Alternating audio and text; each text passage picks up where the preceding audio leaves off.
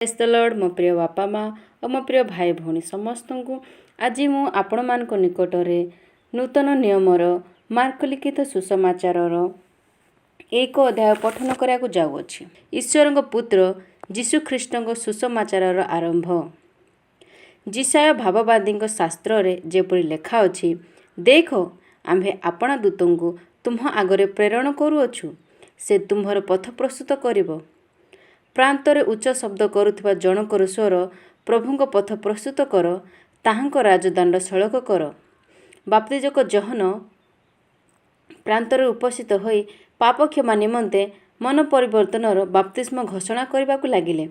सेथिरे समग्र जिहुदा प्रदेश और समस्त जेरुसालेम निवासी बाहरी तांको निकटू आसीबाकू लागिले और आपणा आपणा पाप स्वीकार करी तांको द्वारा जर्दन नदी रे बाप्तिजित हेले। जहन वटलमर वस्त्र पिंधुथिले और आपणा कटीरे चर्म पटुका बांधुथिले, पुणी पंगपाल और बनमधु खाउथिले। से घोषणा करी कहिबाकू लागिले, मो ठारू जे अधिक शक्तिमान से मो उतारे आसुअछंती। मु अवनत होई ताहांक पादुकार बंधन फिटाइबाकू योग्य नुहे। मु तुम्हानकू जलर बाप्तिस्म देली, मात्र से तुम्हानकू पवित्र आत्मार बाप्तिस्म देबे। सही समय जीशु गालिलीर नाजरितरु आसी जर्दन रे जहनक द्वारा बाप्तिजित हेले। आउ तत्क्षणात से जलर उठी आसीबा समय आकाश विदीर्ण हेबा और आत्मार कपत परी आपणा उपरकू अवतरण करिबा देखिले। पुणी आकाशरु एही बाणी हेला, तुम्हे आमर प्रिय पुत्र, तुम्हठारे आम्भर परम संतोष। सेही क्षणी आत्मा ताहांको प्रांतरकू घेनीगले। से प्रांतर रे 40 दिन रही शैतान द्वारा परीक्षित हेउथिले। से वन्य पशु मानक सहित रहिले, पुणी दूत माने ताहांकर सेवा करुथिले। जहन कारारुद्ध हेला परे जीशु गालिली को आसी ईश्वर सुसमाचार घोषणा करी कहिबाकू लागिले, काल संपूर्ण हेलाणी, ईश्वर राज्य सन्निकट, मन परिवर्तन कर और सुसमाचार रे विश्वास कर। से गालिली समुद्र कूल दे जाउथिबा समय सिमोन और तांको भाई आंद्रियो समुद्र रे भौरी जाल पकाउथिबा देखिले, कारण से माने मत्स्यजीवी थिले। जीशु सेमानकू कहिले, मोहर अनुगमन कर, मु तुमहानकू मनुष्य धरिबा सिखाइबी। सेथिरे सेमाने सेई क्षणी जाल छाड़ी ताहांकर अनुगमन कले। पुणी से अल्प दूर आगकू जाए जेबदीଙ୍କ पुत्र जाकुब और तांको भाई जहनकू नौकार जाल सजाड़ुथिबा देखिले। सही क्षणी से सेमानकू डाकिले, पुणी सेमाने सेमानकर पिता जेबदींकी मूल्या मानक सहित नौकार छाड़ी ताहांकर अनुगमन कले। परे सेमाने कर्फनाम गले। आउ सेई क्षणी से विश्राम बारे समाज गृह प्रवेश करी शिक्षा देबाकू लागिले। लोक माने ताहांको शिक्षार आश्चर्यजनित हेले, कारण से शास्त्री मानक परि शिक्षा न दे अधिकार प्राप्त व्यक्तिंग परि सेमानकू शिक्षा देउथिले। सही क्षणी सेमानक समाज गृह थिबा जणे असुची आत्माविष्ट लोक चित्कार करी कहला, हे नाजरित जीशु, तुम सांगरे आम मानकर कौन अछि? तुम्हें कि आम मानक विनाश करबाकू आसिल? तुम्हें किए? ताहा मु जाने, तुम्हें ईश्वर से पवित्र व्यक्ति। जीशु ताहांको धमक दे कहले, चुप कर, एहा ठारू बाहरी जा। सेथिरे सेई असुची आत्माटा ताहाकू मड़ी पकाई अति उच्च स्वर पाटी करी ताहा ठारू बाहरी गला। सेथिरे समस्त एते विस्मानित हेले जे से माने बादानुवाद करी कहिबाकू लागिले, ए कौन? ए तो अधिकार युक्त नूतन शिक्षा। से असुची आत्मा मानकू सुद्धा आदेश दियंती, आउ सेमाने ताहांको आज्ञा मानंती। सेथिरे ताहांको संबंधी समाचार तत्क्षणात गालिलीर चतुर्दिगस्थ समस्त अंचल व्यापीगला। तत्पर सेमाने समाज गृह बाहरी जाकुब और जहनक सहित सेही क्षणी सिमोन और आंद्रियों गृह को गले। तप्तर सेमाने समाज गृह बाहरी जाकुब और जहनक सहित सेही क्षणी सिमोन और आंद्रियों गृह को गले। सिमोनक सासू ज्वर रे शଯ୍ୟାगत थिले, आउ सेमाने सेही क्षणी तांको कथा जीशुଙ୍କୁ जणाइले। सेथिरे से पाखकू जाई तांको हस्त धरी तांको उठाइले, आउ तांको ज्वर छाड़ीगला। पुणी से सेमानंको परिचर्या करबाकू लागिले। संध्या समय सूर्य अस्त हेला उतारे लोके ताहांको छामकू पीड़ित और भूतग्रस्त समस्त आनिबाकू लागिले। पुणी नगरवासी समस्ते द्वार निकटरे एकत्र हेले। ସେଥିରେ ସେ ନାନା ପ୍ରକାର ରୋଗରେ ପୀଡ଼ିତ ଅନେକ ରୋଗୀଙ୍କୁ ସୁସ୍ଥ କଲେ ଓ ଅନେକ ଭୂତ ଛଡ଼ାଇଲେ। ପୁଣି ସେ ଭୂତମାନଙ୍କୁ କଥା କହିବାକୁ ଦେଲେ ନାହିଁ, କାରଣ ସେମାନେ ତାହାଙ୍କୁ ଚିହ୍ନୁଥିଲେ। ପାହାନ୍ତିଆ ସମୟରେ ଅନ୍ଧକାର ଥାଉ ଥାଉ ସେ ଉଠି ବାହାରିଗଲେ ଓ ଗୋଟିଏ ନିର୍ଜନ ସ୍ଥାନକୁ ଯାଇ ସେଠାରେ ପ୍ରାର୍ଥନା କରିବାକୁ ଲାଗିଲେ। ଆଉ ସିମୋନ ଓ ତାହାଙ୍କ ସଙ୍ଗୀମାନେ ତାହାଙ୍କର ଅନୁସନ୍ଧାନ କରି ସାକ୍ଷାତ ପାଇ ତାହାଙ୍କୁ କହିଲେ, ସମସ୍ତେ ଆପଣଙ୍କୁ ଅନ୍ୱେଷଣ କରୁଅଛନ୍ତି। ସେଥିରେ ସେ ସେମାନଙ୍କୁ କହିଲେ, ଆସ, ଆମ୍ଭେମାନେ ଅନ୍ୟ ସ୍ଥାନକୁ ଅର୍ଥାତ୍ ନିକଟବର୍ତ୍ତୀ ବଡ଼ ବଡ଼ ଗ୍ରାମକୁ ଯିବା। ସେଠାରେ ମଧ୍ୟ ମୁଁ ପ୍ରଚାର କରିବି, କାରଣ ସେହି ଉଦ୍ଦେଶ୍ୟରେ ମୁଁ ବାହାରିଅଛି। ପୁଣି ସେ ସମୁଦାୟ ଗାଲିଲରେ ଭ୍ରମଣ କରୁ କରୁ ସେମାନଙ୍କର ସମସ୍ତ ସମାଜ ଗୃହରେ ପ୍ରଚାର କଲେ ଓ ଭୂତମାନଙ୍କୁ ଛଡ଼ାଇଲେ। ଏଥିମଧ୍ୟରେ ଜଣେ କୁଷ୍ଠୀ ତାହାଙ୍କ ନିକଟକୁ ଆସି ଜାନୁପାତି ତାହାଙ୍କୁ ବିନତି କରି କହିଲା, ଆପଣ ଯଦି ଇଚ୍ଛା କରନ୍ତି ତାହେଲେ ମୋତେ ଶୁଚି କରିପାରନ୍ତି। ସେଥିରେ ସେ ଦୟାରେ ବିଗଳିତ ହୋଇ ହସ୍ତ ବିସ୍ତାର କରି ତାହାଙ୍କୁ ସ୍ପର୍ଶ କଲେ ଓ କହିଲେ, ମୁଁ ଇଚ୍ଛା କରୁଅଛି, ଶୁଚି ହୁଅ। ସେହି କ୍ଷଣି କୁଷ୍ଠରୋଗ ତାହାଠାରୁ ଦୂର ହେଲା ଓ ସେ ଶୁଚି ହେଲା। ପୁଣି ସେ ତାହାକୁ ଅତି ଦୃଢ଼ ରୂପେ ଆଜ୍ଞା ଦେଇ ସେହି କ୍ଷଣି ବିଦାୟ କରି କହିଲେ, ସାବଧାନ, କାହାକୁ କିଛି କୁହ ନାହିଁ, କିନ୍ତୁ ଯାଅ ଯାଜକଙ୍କ ନିକଟରେ ନିଜକୁ ଦେଖାଅ। ପୁଣି ମଶା ଯାହା ଯାହା ଆଦେଶ ଦେଇଅଛନ୍ତି ସେହି ସବୁ ଆପଣାର ଶୌଚକ୍ରିୟା ସ୍ୱରୂପ ସେମାନଙ୍କ ନିକଟରେ ସାକ୍ଷ୍ୟ ଦେବା ନିମନ୍ତେ ଉତ୍ସର୍ଗ କର। କିନ୍ତୁ ସେ ବାହାରି ଯାଇ ସେହି ବିଷୟ ଅଧିକ ଘୋଷଣା କରି ଚାରିଆଡ଼େ ଏତେ କହିବାକୁ ଲାଗିଲେ ଯେ ଯୀଶୁ ଆଉ ପ୍ରକାଶରେ କୌଣସି ନଗରରେ ପ୍ରବେଶ କରିପାରିଲେ ନାହିଁ, ମାତ୍ର ବାହାରେ ନିର୍ଜନ ସ୍ଥାନମାନଙ୍କରେ ରହିଲେ। ଆଉ ଲୋକମାନେ ଚତୁର୍ଦିଗରୁ ତାହାଙ୍କ ନିକଟକୁ ଆସିବାକୁ ଲାଗିଲେ।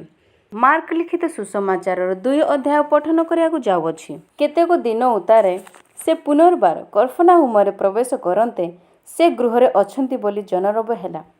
ସେଥିରେ ଏତେ ଲୋକ ଏକତ୍ର ହେଲେ ଯେ ଦ୍ୱାର ପାଖରେ ସୁଦ୍ଧା ଆଉ ସ୍ଥାନ ରହିଲା ନାହିଁ। ପୁଣି ସେ ସେମାନଙ୍କ ନିକଟରେ ବାକ୍ୟ ପ୍ରଚାର କରିବାକୁ ଲାଗିଲେ। ଇତିମଧ୍ୟରେ ଲୋକେ ଜଣେ ପକ୍ଷାଘାତ ରୋଗୀକି 4 ଜଣଙ୍କ ଦ୍ୱାରା ବୁହାଇ ତାହାଙ୍କ ନିକଟକୁ ଘେନି ଆସିଲେ। କିନ୍ତୁ ଭିଡ଼ ହେତୁ ତାହାଙ୍କ ପାଖକୁ ଆଣି ନ ପାରିବାରୁ ସେ ଯେଉଁ ସ୍ଥାନରେ ଥିଲେ ସେହି ସ୍ଥାନର ଛାତ ଖୋଳି କାଢ଼ି ପକାଇଲେ, ଆଉ ତାହା ଭାଙ୍ଗି ଯେଉଁ ଖଟିଆରେ ପକ୍ଷାଘାତ ରୋଗୀଟି ଶୋଇଥିଲା ତାହା ଓହ୍ଲାଇ ଦେଲେ। ଯୀଶୁ ସେମାନଙ୍କର ବିଶ୍ୱାସ ଦେଖି ସେହି ପକ୍ଷାଘାତ ରୋଗୀକୁ କହିଲେ, ବୈଶ୍ୟ, ତୁମ୍ଭର ପାପ ସବୁ କ୍ଷମା କରାଗଲା।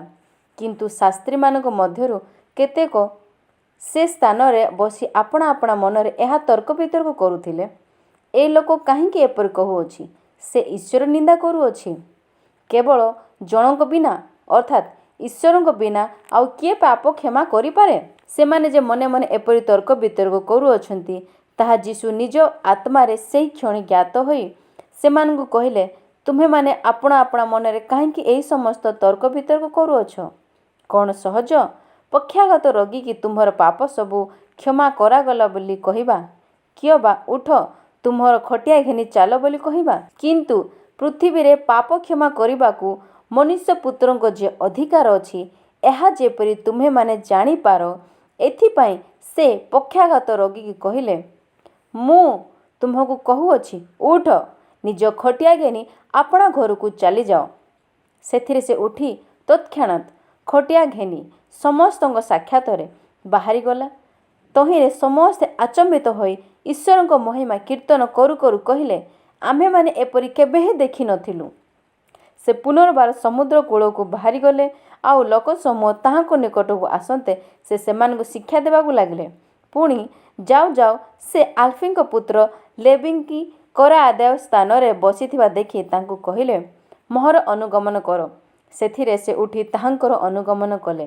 ଆଉ ଯୀଶୁ ତାଙ୍କ ଗୃହରେ ଭୋଜନ କରିବାକୁ ବସିବା ସମୟରେ ଅନେକ କରଗ୍ରାହୀ ଏବଂ ପାପୀ ତାହାଙ୍କ ଓ ତାହାଙ୍କର ଶିଷ୍ୟମାନଙ୍କ ସାଙ୍ଗରେ ବସିଲେ, କାରଣ ସେମାନେ ଅନେକ ଥିଲେ, ପୁଣି ତାହାଙ୍କର ଅନୁଗମନ କରୁଥିଲେ। ସେ ପାପୀ ଓ କରଗ୍ରାହୀମାନଙ୍କ ସହିତ ଭୋଜନ କରୁଅଛନ୍ତି ଏହା ଦେଖି ଫାରୁସୀ ଦଳର ଶାସ୍ତ୍ରୀମାନେ ତାହାଙ୍କ ଶିଷ୍ୟମାନଙ୍କୁ କହିବାକୁ ଲାଗିଲେ, ଏ କ'ଣ, ସେ କରଗ୍ରାହୀ ଓ ପାପୀମାନଙ୍କ ସାଙ୍ଗରେ ଭୋଜନ କରନ୍ତି?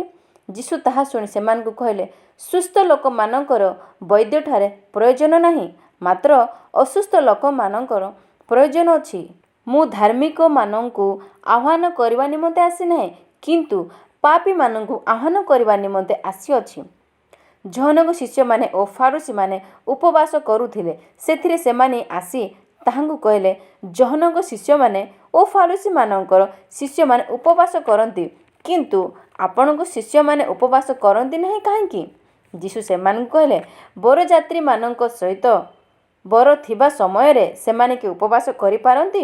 ବର ଯେପର୍ଯ୍ୟନ୍ତ ସେମାନଙ୍କ ସହିତ ଥାନ୍ତି ସେ ପର୍ଯ୍ୟନ୍ତ ସେମାନେ ଉପବାସ କରିପାରନ୍ତି ନାହିଁ।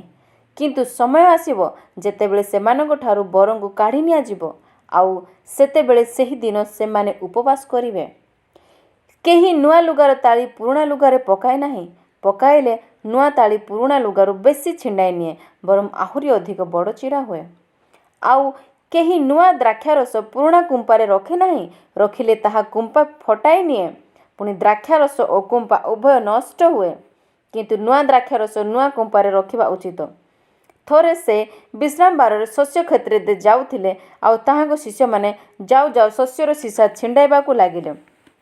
ଏଥିରେ ଫାରୁସୀମାନେ ତାହାଙ୍କୁ କହିଲେ, ଦେଖ, ବିଶ୍ରାମ ବାରରେ ଯାହା କରିବା ବିଧିସଙ୍ଗତ ନୁହେଁ, ଏମାନେ କାହିଁକି ତାହା କରୁଅଛନ୍ତି? ସେ ସେମାନଙ୍କୁ କହିଲେ, ଦାଉଦଙ୍କର ଅଭାବ ସମୟରେ ଯେତେବେଳେ ସେ ଓ ତାଙ୍କ ସଙ୍ଗୀମାନେ କ୍ଷୁଧିତ ହୋଇଥିଲେ, ସେତେବେଳେ ସେ କ'ଣ କରିଥିଲେ, ତାହା କି ତୁମେମାନେ କେବେ ପାଠ କରିନାହ? ଅବିୟାଥର ମହାଯାଜକଙ୍କ ସମୟରେ ସେ କିପରି ଈଶ୍ୱରଙ୍କ ଗୃହରେ ପ୍ରବେଶ କରି ଯେଉଁ ଦର୍ଶନୀ ରୋଟି ଯାଜକମାନଙ୍କ ବିନା ଆଉ କାହାରି ଭୋଜନ କରିବା ବିଧି ସଙ୍ଗତ ନୁହେଁ, ତାହା ଭୋଜନ କରିଥିଲେ, ପୁଣି ଆପଣା ସଙ୍ଗୀମାନଙ୍କୁ ମଧ୍ୟ ଦେଇଥିଲେ। ଆଉ ସେ ସେମାନଙ୍କୁ କହିଲେ, ବିଶ୍ରାମ ବାର ମନୁଷ୍ୟ ନିମନ୍ତେ ହୋଇଅଛି, ମନୁଷ୍ୟ ବିଶ୍ରାମ ବାର ନିମନ୍ତେ ହୋଇନାହିଁ। ତେଣୁ ମନୁଷ୍ୟପୁତ୍ର ବିଶ୍ରାମ ବାରର ମଧ୍ୟ ପ୍ରଭୁ ଅଟନ୍ତି। ମାର୍କ ଲିଖିତ ସୁସମାଚାରର 3 ଅଧ୍ୟାୟ ପଠନ କରିବାକୁ ଯାଉଅଛି। ପରେ ସେ ପୁନର୍ବାର ସମାଜ ଗୃହରେ ପ୍ରବେଶ କଲେ। ସେଠାରେ ଜଣେ ଲୋକ ଥିଲା, ତାହାର ଗୋଟିଏ ହାତ ଶୁଖି ଯାଇଥିଲା। ଆଉ ସେ ତାହାଙ୍କୁ କେଜାଣି ବିଶ୍ରାମ ବାରରେ ସୁସ୍ଥ କରିବେ, ଏହା ଦେଖିବା ପାଇଁ ସେମାନେ ତାହାଙ୍କୁ ଲକ୍ଷ୍ୟ କରି ରହିଲେ, ଯେପରି ସେମାନେ ତାହାଙ୍କ ବିରୁଦ୍ଧରେ ଅଭିଯୋଗ କରିପାରନ୍ତି। ସେଥିରେ ଯେଉଁ ଲୋକର ହାତ ଶୁଖି ଯାଇଥିଲା ତାହାଙ୍କୁ ସେ କହିଲେ, ଆସ, ମଝିରେ ଠିଆ ହୁଅ। ପୁଣି ସେ ସେମାନଙ୍କୁ କହିଲେ, ବିଶ୍ରାମ ବାରରେ କ'ଣ କରିବା ବିଧିସଙ୍ଗତ? ଭଲ କରିବା ନା ମନ୍ଦ କରିବା? ପ୍ରାଣ ରକ୍ଷା କରିବା ନା ବିନାଶ କରିବା? କିନ୍ତୁ ସେମାନେ ନିରୁତ୍ତର ହୋଇ ରହିଲେ। ସେଥିରେ ସେ ସେମାନଙ୍କ ହୃଦୟର ଜଡ଼ତା ସକାଶେ ଦୁଃଖିତ ହୋଇ କ୍ରୋଧରେ ଚାରିଆଡ଼େ ସେମାନଙ୍କ ପ୍ରତି ଦୃଷ୍ଟିପାତ କରି ସେହି ଲୋକକୁ କହିଲେ, ହାତ ବଢ଼ାଅ। ସେ ଆପଣ ହାତ ବଢ଼ାଇଲା, ଆଉ ତାହା ପୁଣି ଭଲ ହୋଇଗଲା। ତହିଁରେ ଫାରୁସୀମାନେ ବାହାରି ଯାଇ ତାହାଙ୍କୁ ବିନାଶ କରିବା ନିମନ୍ତେ ତାହାଙ୍କ ବିରୁଦ୍ଧରେ ସେହି କ୍ଷଣି ହେରୋଦ୍ୟମାନଙ୍କ ସହିତ ମନ୍ତ୍ରଣା କରିବାକୁ ଲାଗିଲେ। ଏଥିରେ ଯୀଶୁ ଆପଣ ଶିଷ୍ୟମାନଙ୍କ ସହିତ ଅନ୍ତର ହୋଇ ସମୁଦ୍ର କୂଳକୁ ବାହାରିଗଲେ। ପୁଣି ଗାଲିଲରୁ ମହାଜନତା ତାହାଙ୍କର ପଶ୍ଚାତ୍ ଗମନ କଲେ।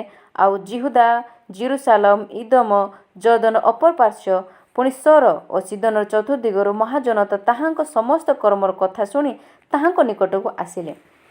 ସେତେବେଳେ ଭିଡ଼ ସକାଶେ ଲୋକସମୂହ ଯେପରି ତାହାଙ୍କ ଉପରେ ମାଡ଼ି ନ ପଡ଼ନ୍ତି, ଏଥିପାଇଁ ସେ ଆପଣା ଶିଷ୍ୟମାନଙ୍କୁ ତାହାଙ୍କ ନିମନ୍ତେ ଗୋଟିଏ ସାନ ନାହା ନିକଟରେ ପ୍ରସ୍ତୁତ କରି ରଖିବାକୁ କହିଲେ।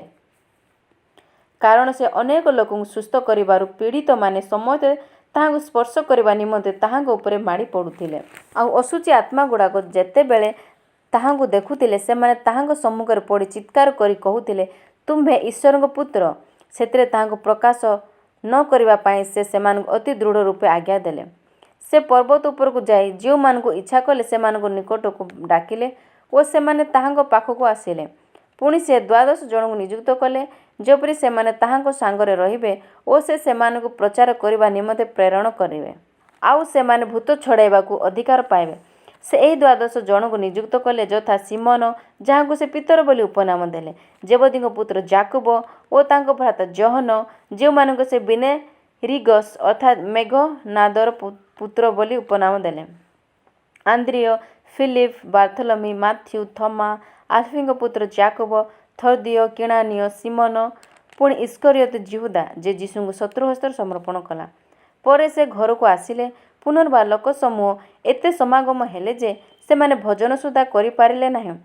ତାହାଙ୍କ ଆତ୍ମୀୟମାନେ ଏହା ଶୁଣି ତାହାଙ୍କୁ ଧରି ନେଇଯିବାକୁ ବାହାରି ଆସିଲେ, କାରଣ ସେମାନେ କହିଲେ, ତାହାଙ୍କର ମତି ଭ୍ରମ ହେଲାଣି। ଆଉ ଜେରୁସାଲେମରୁ ଆସିଥିବା ଶାସ୍ତ୍ରୀମାନେ କହିଲେ, ଏହାକୁ ବାଲଜିବୁଲ ଲାଗିଛି, ପୁଣି ଭୂତପତିର ସାହାଯ୍ୟରେ ସେ ଭୂତ ଛଡ଼ାଏ। ଏଥିରେ ସେ ସେମାନଙ୍କ ପାଖକୁ ଡାକି ଦୃଷ୍ଟାନ୍ତ କଥାରେ ସେମାନଙ୍କୁ କହିଲେ, ଶୟତାନ କି ପ୍ରକାର ଶୟତାନକୁ ଛଡ଼ାଇ ପାରେ? ଯଦି କୌଣସି ରାଜ୍ୟ ବିଭକ୍ତ ହୋଇ ଆପଣା ବିରୁଦ୍ଧରେ ଉଠେ ତେବେ ସେହି ରାଜ୍ୟ ସ୍ଥିର ହୋଇ ରହିପାରେ ନାହିଁ। ପୁଣି ଯଦି କୌଣସି ଗୃହ ବିଭକ୍ତ ହୋଇ ଆପଣା ବିରୁଦ୍ଧରେ ଉଠେ ତେବେ ସେହି ଗୃହ ସ୍ଥିର ହୋଇ ରହିପାରେ ନାହିଁ। ପୁଣି ଯଦି କୌଣସି ଗୃହ ବିଭକ୍ତ ହୋଇ ଆପଣା ବିରୁଦ୍ଧରେ ଉଠେ ତେବେ ସେହି ଗୃହ ସ୍ଥିର ହୋଇ ରହିପାରିବ ନାହିଁ। ସେହି ପ୍ରକାର ଶୟତାନ ଯଦି ବିଭକ୍ତ ହୋଇ ଆପଣା ବିରୁଦ୍ଧରେ ଉଠିଲାଣି ତେବେ ସେ ସ୍ଥିର ହୋଇ ରହିପାରେ ନାହିଁ, କିନ୍ତୁ ତାହାର ସର୍ବନାଶ ଘଟିଲାଣି।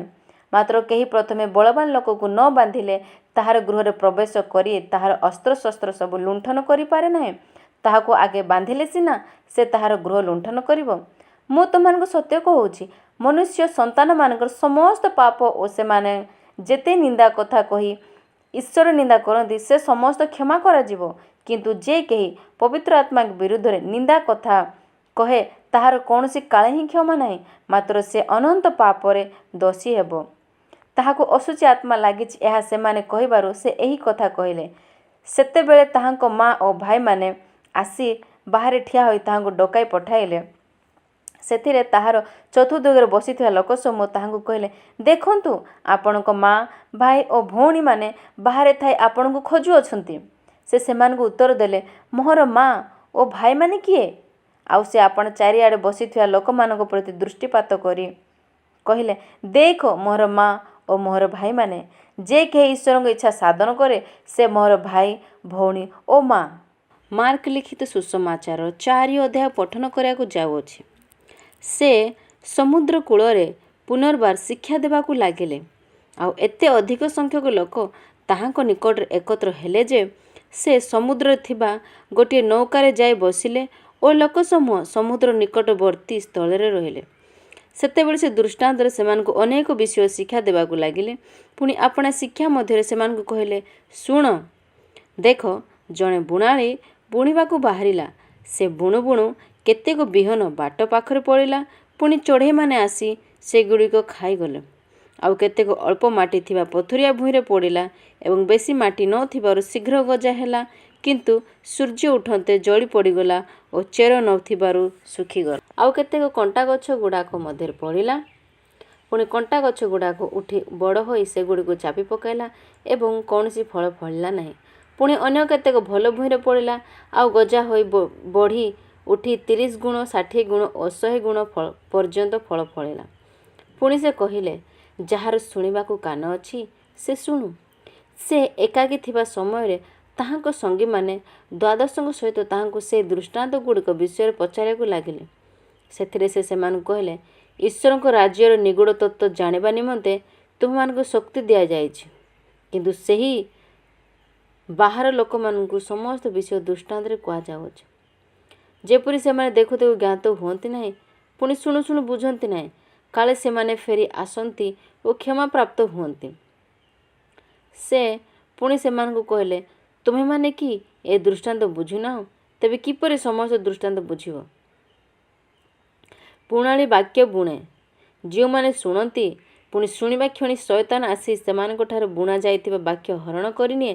ସେମାନେ ବାକ୍ୟ ବୁଣା ଯାଇଥିବା ବାଟ ପାଖ ଭୂମି ସଦୃଶ।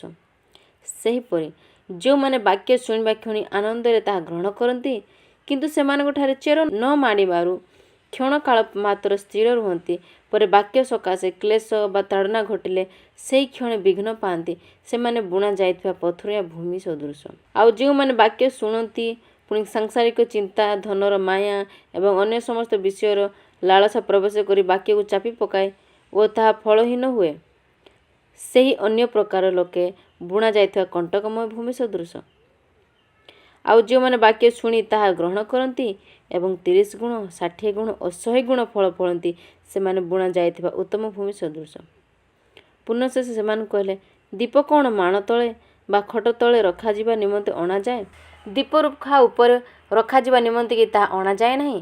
କାରଣ ପ୍ରକାଶିତ ନ ହେବା ଉଦ୍ଦେଶ୍ୟରେ କିଛି ଗୁପ୍ତ ନାହିଁ, ଆଉ ଯାହା ଗୁପ୍ତ ହେଉଅଛି ତାହା ପ୍ରକାଶିତ ହେବା ଉଦ୍ଦେଶ୍ୟରେ ଗୁପ୍ତ ହେଉଅଛି। ଯଦି କାହାର ଶୁଣିବାକୁ କାନ ଅଛି ସେ ଶୁଣୁ। ସେ ପୁଣି ସେମାନଙ୍କୁ କହିଲେ, କ'ଣ ଶୁଣୁଅଛ? ସେ ବିଷୟରେ ସାବଧାନ। ଯେଉଁ ମାପରେ ମାପ କର, ସେହି ମାପରେ ତୁମମାନଙ୍କୁ ମଣାଇ ଦିଆଯିବ ଏବଂ ତୁମମାନଙ୍କୁ ଅଧିକ ଦିଆଯିବ। କାରଣ ଯାହାର ଅଛି ତାହାକୁ ଦିଆଯିବ, ଆଉ ଯାହାର ନାହିଁ ତା ପାଖରେ ଯାହା ଅଛି ତାହା ସୁଦ୍ଧା ତାଠାରୁ ନିଆଯିବ। ଆହୁରି ସେ କହିଲେ, ଈଶ୍ୱରଙ୍କ ରାଜ୍ୟ ଏହି ପ୍ରକାର, ଯେପରି ଜଣେ ଲୋକ ଭୂମିରେ ବିହନ ବୁଣେ, ପୁଣି ରାତିରେ ନିଦ୍ରା ଯାଏ ଓ ଦିବସରେ ଜାଗ୍ରତ ହୁଏ, ଆଉ ବିହନ କିପରି ଅଙ୍କୁରିତ ହୋଇ ବୃଦ୍ଧି ପାଏ ତାହା ସେ ଜାଣେ ନାହିଁ। ଭୂମି ଆପେ ଫଳ ଉତ୍ପନ୍ନ କରେ, ପ୍ରଥମେ ପତ୍ର, ପରେ ସୀସା, ତାହାପରେ ସୀସାରେ ପୁନଃ ଶସ୍ୟ।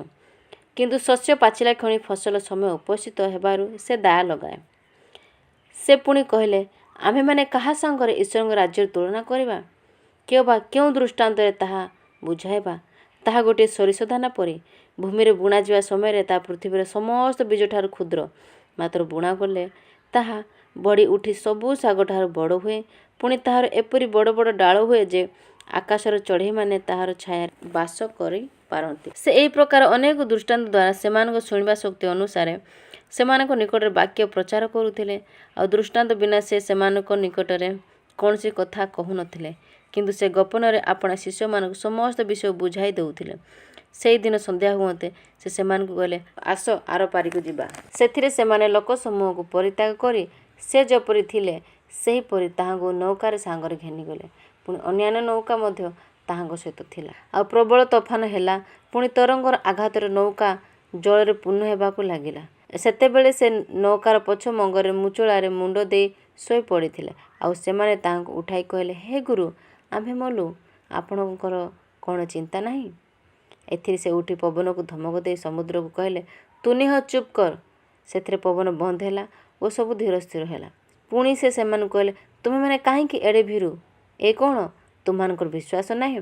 ସେଥିରେ ସେମାନେ ଅତ୍ୟନ୍ତ ଭୀତ ହୋଇ ପରସ୍ପରକୁ କହିବାକୁ ଲାଗିଲେ, ଏ ତେବେ କିଏ ଯେ ପବନ ଓ ସମୁଦ୍ର ଉଭୟ ଏହାଙ୍କ ଆଜ୍ଞା ମାନନ୍ତି? ମାର୍କ ଲିଖିତ ସୁସମାଚାରର 5 ଅଧ୍ୟାୟ ପଠନ କରିବାକୁ ଯାଉଛି। ପରେ ସେମାନେ ସମୁଦ୍ରର ପରପାରସ୍ଥ ଗରାସୀୟ ମାନଙ୍କ ଅଞ୍ଚଳ ଉପସ୍ଥିତ ହେଲେ। ସେ ନୌକାରୁ ଓହ୍ଲାଇବା ମାତ୍ରେ ଜଣେ ଅଶୁଚି ଆତ୍ମାବିଷ୍ଟ ଲୋକ ସମାଧି ସ୍ଥାନରୁ ବାହାରି ତାହାଙ୍କୁ ଭେଟିଲା। ସେ ସମାଧି ସ୍ଥାନରେ ବାସ କରୁଥିଲା। ପୁଣି କେହି ତାହାକୁ ଜଞ୍ଜିରରେ ସୁଦ୍ଧା ଆଉ ବାନ୍ଧି ପାରୁନଥିଲେ, କାରଣ ସେ ଅନେକ ଥର ବେଡ଼ି ଓ ଜଞ୍ଜିରରେ ବନ୍ଧା ହୋଇଥିଲା। କିନ୍ତୁ ସେ ଜଞ୍ଜିର ଛିଣ୍ଡାଇ ଦେଇ ବେଡ଼ି ସବୁ ଖଣ୍ଡ ଖଣ୍ଡ କରି ଭାଙ୍ଗି ପକାଇଥିଲା ଓ ତାହାକୁ ବଶରେ ରଖିବାକୁ କାହାରି ବଳ ନଥିଲା। ସେ ଦିନ ରାତି ସବୁବେଳେ ସମାଧି ସ୍ଥାନ ଓ ପର୍ବତରେ ରହି ଚିତ୍କାର କରୁଥିଲା, ପୁଣି ପ୍ରସ୍ତରରେ ଆପଣାକୁ କ୍ଷତବିକ୍ଷତ କରୁଥିଲା। ସେ ଯୀଶୁଙ୍କୁ ଦୂରରୁ ଦେଖି ଦୌଡ଼ି ଆସି ତାହାଙ୍କୁ ପ୍ରଣାମ କଲା ଆଉ ଉଚ୍ଚସ୍ୱରେ ଚିତ୍କାର କରି କହିଲା, ହେ ପରାତ୍ପର ଈଶ୍ୱରଙ୍କ ପୁତ୍ର ଯୀଶୁ, ତୁମ୍ଭ ସାଙ୍ଗରେ ମୋର କ'ଣ ଅଛି? ତୁମ୍ଭକୁ ଈଶ୍ୱରଙ୍କ ନାମରେ ଶପଥ ଦେଉଅଛି, ମୋତେ ଯନ୍ତ୍ରଣା ଦିଅ ନାହିଁ। କାରଣ ଯୀଶୁ ତାହାଙ୍କୁ କହିବାକୁ ଯାଉଥିଲେ, ଆରେ ଅଶୁଚି ଆତ୍ମା, ଏହି ଲୋକଠାରୁ ବାହାରି ଯା। ଆଉ ସେ ତାହାକୁ ପଚାରିଲେ, ତୋର ନାଁ କ'ଣ? ସେ ତାହାକୁ କହିଲା, ମୋର ନାଁ ବାହିନୀ, ଜଣୁ ଆମେ ଅନେକ। ପୁଣି ସେ ଯେପରି ସେମାନଙ୍କୁ ସେହି ଅଞ୍ଚଳକୁ ବାହାରକୁ ପଠାଇ ନ ଦିଅନ୍ତି, ସେଥିପାଇଁ ସେ ତାହାଙ୍କୁ ବହୁତ ବିନତି କଲା। ସେଠାରେ ପର୍ବତ କଡ଼ରେ ଗୋଟିଏ ଘୁଷୁରି ପୋଲ ଚରୁଥିଲା। ଆଉ ସେମାନେ ତାହାଙ୍କୁ ବିନତି କରି କହିଲେ, ସେହି ଘୁଷୁରିମାନଙ୍କ ଭିତରେ ପଶିବା ପାଇଁ ଆମ୍ଭକୁ ସେମାନଙ୍କ ମଧ୍ୟକୁ ପଠାଅ। ସେ ସେମାନଙ୍କୁ ଅନୁମତି ଦିଅନ୍ତେ। ଅଶୁଚି ଆତ୍ମା ଗୁଡ଼ାକ ବାହାରି ଘୁଷୁରିମାନଙ୍କ ଭିତରେ ପଶିଲେ। ସେଥିରେ ସେହି ପୋଲ ଅତି ବେଗରେ ଦୌଡ଼ିଯାଇ ତୀଖ ସ୍ଥାନରୁ ସମୁଦ୍ରରେ ପଡ଼ି ବୁଡ଼ି ମଲେ। ଘୁଷୁରିମାନଙ୍କ ସଂଖ୍ୟା ପ୍ରାୟ 2000 ଥିଲା। ସେମାନଙ୍କୁ ଚରାଉଥିବା ଲୋକମାନେ ପଳାଇ ଯାଇ ନଗର ଓ ପଲ୍ଲୀଗୁଡ଼ିକରେ ତାହା ଜଣାଇଲେ। ସେଥିରେ ଲୋକେ କ'ଣ ଘଟିଛି ବୋଲି ଦେଖିବାକୁ ଆସିଲେ। ପୁଣି ସେମାନେ ଯୀଶୁଙ୍କ ନିକଟକୁ ଆସି ସେହି ଭୂତଗ୍ରସ୍ତ ଅର୍ଥାତ୍ ଯାହାଙ୍କୁ ପୂର୍ବରେ ବାହିନୀ ଭୂତ ଲାଗିଥିଲା ତାହାକୁ ଲୁଗା ପିନ୍ଧି ଭଲ ମନରେ ବସିଥିବା ଦେଖି ଭୀତ ହେଲେ। ଆଉ ଯେଉଁମାନେ ଦେଖିଥିଲେ ସେମାନେ ସେହି ଭୂତଗ୍ରସ୍ତ ପ୍ରତି କିପରି କ'ଣ ଘଟିଥିଲା ତାହା ଓ ଘୁଷୁରିମାନଙ୍କ ବିଷୟ ସେମାନଙ୍କ ନିକଟରେ ବର୍ଣ୍ଣନା କଲେ। ସେଥିରେ ସେମାନେ ସେମାନଙ୍କ ସୀମାରୁ ପ୍ରସ୍ଥାନ କରିବାକୁ ତାହାଙ୍କୁ ବିନତି କରିବାକୁ ଲାଗିଲେ। ପରେ ସେ ନୌକାରେ ଚଢ଼ିବା ସମୟରେ ଯେଉଁ ଲୋକଙ୍କୁ ପୂର୍ବରେ ଭୂତ ଲାଗିଥିଲା ସେ ତାହାଙ୍କ ସାଙ୍ଗରେ ରହିବା ନିମନ୍ତେ ଥରକୁ ଥର ବିନତି କଲା। କିନ୍ତୁ ସେ ଅନୁମତି ନ ଦେଇ ତାହାଙ୍କୁ କହିଲେ, ତୁମ୍ଭର ଗୃହକୁ ତୁମ୍ଭର ଆତ୍ମୀୟମାନଙ୍କ ନିକଟକୁ ଯାଅ।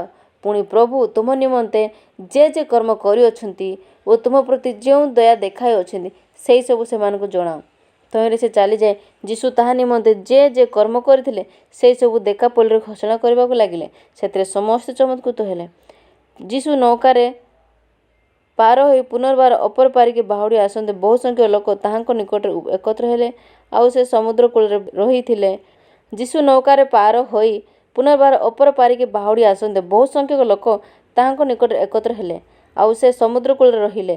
ସେତେବେଳେ ସମାଜଗୃହ ଅଧ୍ୟକ୍ଷଙ୍କ ମଧ୍ୟରୁ ଜାଇରସ୍ ନାମକ ଜଣେ ବ୍ୟକ୍ତି ଆସି ତାହାଙ୍କୁ ଦେଖି ତାହାଙ୍କ ଚରଣ ତଳେ ପଡ଼ି ରହିଲେ। ପୁଣି ବହୁତ ବିନତି କରି କହିଲେ, ମୋହର କନ୍ୟାଟି ମୃତପ୍ରାୟ, ସେ ଯେପରି ରକ୍ଷା ପାଇ ବଞ୍ଚିବ ଏଥିପାଇଁ ଆପଣ ଆସି ତାହା ଉପରେ ହସ୍ତ ଥୋଇବାନ୍ତୁ। ଏଥିରେ ସେ ତାହାଙ୍କ ସାଙ୍ଗରେ ଗଲେ। ପୁଣି ବହୁ ସଂଖ୍ୟକ ଲୋକ ତାହାଙ୍କ ପଛେ ପଛେ ଯିବାକୁ ଲାଗିଲେ, ଆଉ ସେମାନେ ତାହାଙ୍କ ଉପରେ ମାଡ଼ି ପଡ଼ୁଥିଲେ। ସେତେବେଳେ 12 ବର୍ଷ ପର୍ଯ୍ୟନ୍ତ ପ୍ରଦର ରୋଗଗ୍ରସ୍ତା ଜଣେ ସ୍ତ୍ରୀ ଲୋକ, ଯିଏକି ଅନେକ ବୈଦ୍ୟଙ୍କ ଦ୍ୱାରା ବହୁ କ୍ଲେଶ ଭୋଗ କରି ସର୍ବସ୍ୱ ବ୍ୟୟ କରିଥିଲେ, ହେଁ କିଛି ମାତ୍ର ଉପକାର ନ ପାଇ ବରଂ ଅଧିକ ପୀଡ଼ିତ ହୋଇ ରହିଥିଲା, ସେ ଯୀଶୁଙ୍କ ବିଷୟ ଶୁଣି ଲୋକଗହଳ ମଧ୍ୟରେ ପଛଆଡ଼ୁ ଆସି ତାହାଙ୍କ ଲୁଗା ଛୁଇଁଲା, କାରଣ ସେ କହୁଥିଲା, କେବଳ ତାହାଙ୍କ ଲୁଗା ଛୁଇଁଲେ ମୁଁ ସୁସ୍ଥ ହେବି। ସେହି କ୍ଷଣି ତାହାର ରକ୍ତସ୍ରାବ ଶୁଷ୍କ ହେଲା। ପୁଣି ସେ ଯେ ରୋଗରୁ ଆରୋଗ୍ୟ ହୋଇଅଛି, ଏହା ସେ ନିଜ ଦେହରେ ଅନୁଭବ କଲା। ତତ୍କ୍ଷଣାତ୍ ଯୀଶୁ ଆପଣାଠାରୁ ଶକ୍ତି ନିର୍ଗତ ହେବା ଅନ୍ତରରେ ଜ୍ଞାତ ହୋଇ ଲୋକଗହଳ ମଧ୍ୟରେ ବୁଲି ପଡ଼ି କହିଲେ, କିଏ ମୋହର ଲୁଗା ଛୁଇଁଲା? ତାହାଙ୍କ ଶିଷ୍ୟମାନେ ତାହାଙ୍କୁ କହିଲେ, ଆପଣ ଦେଖୁଅଛନ୍ତି ଯେ ଲୋକସମୂହ ଆପଣଙ୍କ ଉପରେ ମାଡ଼ି ପଡ଼ୁଅଛନ୍ତି, ଆଉ ଆପଣ କହୁଅଛନ୍ତି, କିଏ ମୋତେ ଛୁଇଁଲା? କିନ୍ତୁ ଯେ ଏହା କହିଥିଲା ତାହାକୁ ଦେଖିବା ନିମନ୍ତେ ସେ ଚତୁର୍ଦ୍ଦିଗରେ ଦୃଷ୍ଟିପାତ କରିବାକୁ ଲାଗିଲେ। କିନ୍ତୁ ଯେ ଏହା କରିଥିଲା ତାହାକୁ ଦେଖିବା ନିମନ୍ତେ ସେ ଚତୁର୍ଦ୍ଦିଗରେ ଦୃଷ୍ଟିପାତ କରିବାକୁ ଲାଗିଲେ। ସେଥିରେ ସେହି ସ୍ତ୍ରୀ ଲୋକଟି ଆପଣା ପ୍ରତି ଯାହା ଘଟିଅଛି ତାହା ଜାଣି ଭୟରେ ଥରି ଥରି ଆସି ତାହାଙ୍କ ଚରଣ ତଳେ ପଡ଼ି ସମସ୍ତ ସତ୍ୟ କଥା ତାହାଙ୍କୁ କହିଲା। ତହିଁରେ ସେ ତାହାଙ୍କୁ କହିଲେ, ବତ୍ସ, ତୋର ବିଶ୍ୱାସ ତୋତେ ସୁସ୍ଥ କରିଅଛି, ଶାନ୍ତିରେ ଚାଲିଯା ଓ ତୋହର ରୋଗରୁ ଆରୋଗ୍ୟ ହୋଇଥା। ସେ ଏହି କଥା କହୁଥିବା ସମୟରେ ସମାଜଗୃହ ଅଧ୍ୟକ୍ଷଙ୍କ ଘରୁ ଲୋକେ ଆସି କହିଲେ, ଆପଣଙ୍କ ଝିଅଟି ମରିଗଲାଣି, ଗୁରୁଙ୍କୁ କାହିଁକି ଆଉ କଷ୍ଟ ଦେଉଛନ୍ତି? କିନ୍ତୁ ଯୀଶୁ ସେ କଥା ନ ଶୁଣିଲା ପରି ସମାଜଗୃହ ଅଧ୍ୟକ୍ଷଙ୍କୁ କହିଲେ, ଭୟ କର ନାହିଁ, କେବଳ ବିଶ୍ୱାସ କର। ପୁଣି ସେ ପିତର ଯାକୋବ ତାଙ୍କ ଭାଇ ଯୋହନଙ୍କ ବିନା ଆଉ କାହାକୁ ଆପଣା ସାଙ୍ଗରେ ଯିବାକୁ ଦେଲେ ନାହିଁ। ସେମାନେ ସମାଜଗୃହ ଅଧ୍ୟକ୍ଷଙ୍କ ଘରକୁ ଆସନ୍ତେ ସେ କୋଳାହଳ ହେଉଥିବା ଏବଂ ଲୋକେ ଅତ୍ୟନ୍ତ ରୋଦନ ଓ ବିଳାପ କରୁଥିବା ଦେଖିଲେ। ପୁଣି ଭିତରକୁ ଯାଇ ସେମାନଙ୍କୁ କହିଲେ, କାହିଁକି କୋଳାହଳ ଓ ରୋଦନ କରୁଅଛ? ପିଲାଟି ମରିନାହିଁ, ମାତ୍ର ଶୋଇ ପଡ଼ିଅଛି। ସେଥିରେ ସେମାନେ ତାହାଙ୍କୁ ପରିହାସ କରିବାକୁ ଲାଗିଲେ। କିନ୍ତୁ ସେ ସମସ୍ତଙ୍କୁ ବାହାର କରି ପିଲାର ବାପା ଓ ମା ଆପଣା ସଙ୍ଗୀମାନଙ୍କୁ ସାଙ୍ଗରେ ଘେନି ପିଲାଟି ଯେଉଁ ସ୍ଥାନରେ ଥିଲା ସେହି ସ୍ଥାନରେ ପ୍ରବେଶ କଲେ। ଆଉ ପିଲାର ହାତ ଧରି ତାହାଙ୍କୁ କହିଲେ, ଟଲିଥା କୁମ୍, ଅର୍ଥାତ୍ ଗୋ ବାଳିକା, ମୁଁ ତୋତେ କହୁଅଛି, ଉଠ। ସେହି କ୍ଷଣି ବାଳିକାଟି ଉଠି ବୁଲାବୁଲି କରିବାକୁ ଲାଗିଲା, କାରଣ ତାହାର ବୟସ 12 ବର୍ଷ ଥିଲା। ଏଥିରେ ସେମାନେ ଅତିଶୟ ଆଚମ୍ବିତ ହୋଇଗଲେ। ପୁଣି କେହି ଯେପରି ଏ ବିଷୟ ନ ଜାଣେ ଏଥିପାଇଁ ସେ ସେମାନଙ୍କୁ ଅତି ଦୃଢ଼ ରୂପେ ଆଜ୍ଞା ଦେଲେ, ଆଉ ବାଳିକାକୁ କିଛି ଖାଇବାକୁ ଦେବା ପାଇଁ କହିଲେ। ମାର୍କ ଲିଖିତ ସୁସମାଚାର 6 ଅଧ୍ୟାୟ ପଠନ କରିବାକୁ ଯାଉଅଛି। ସେ ସ୍ଥାନରୁ ସେ ପ୍ରସ୍ଥାନ କରି ନିଜ ପୈତୃକ ନଗରକୁ ଆସିଲେ ଓ ତାହାଙ୍କ ଶିଷ୍ୟମାନେ ତାହାଙ୍କର ଅନୁସରଣ କଲେ। ବିଶ୍ରାମ ବାର ଉପସ୍ଥିତ ହୁଅନ୍ତେ ସେ ସମାଜ ଗୃହରେ ଶିକ୍ଷା ଦେବାକୁ ଲାଗିଲେ। ଆଉ ଅନେକେ ତାହାଙ୍କର କଥା ଶୁଣି ଆଶ୍ଚର୍ଯ୍ୟାନ୍ୱିତ ହୋଇ କହିଲେ, ଏ ଲୋକର ଏହିସବୁ କେଉଁଠାରୁ ହେଲା? ପୁଣି ଏହାକୁ ଯେଉଁ ଜ୍ଞାନ ଦିଆଯାଇଅଛି ଓ ଯେଉଁ ଶକ୍ତିର କାର୍ଯ୍ୟ ଏହାର ହସ୍ତ ଦ୍ୱାରା ସାଧିତ ହେଉଛି, ଏସବୁ ବା କ'ଣ? ଏ କି ସେହି ବଢ଼େଇ ନୁହେଁ? ଏ କି ମରିୟମର ପୁଅ, ଆଉ ଯାକୋବ, ଯୋସି, ଯିହୁଦା ଓ ସିମୋନର ଭାଇ ନୁହେଁ? ପୁଣି ଏହାର ଭଉଣୀମାନେ କି ଏଠାରେ ଆମ୍ଭମାନଙ୍କ ସାଙ୍ଗରେ ନାହାନ୍ତି? ଆଉ ସେମାନେ ତାହାଙ୍କଠାରେ ବିଘ୍ନ ପାଇଲେ। ସେଥିରେ ଯୀଶୁ ସେମାନଙ୍କୁ କହିଲେ, ନିଜ ପୈତୃକ ନଗର, ସ୍ୱଜ୍ଞାତି ଓ ସ୍ୱପରିବାର ବିନା ଭାବବାଦୀ ଅନ୍ୟ କୌଣସିଠାରେ ହତାଦର ହୁଅନ୍ତି ନାହିଁ।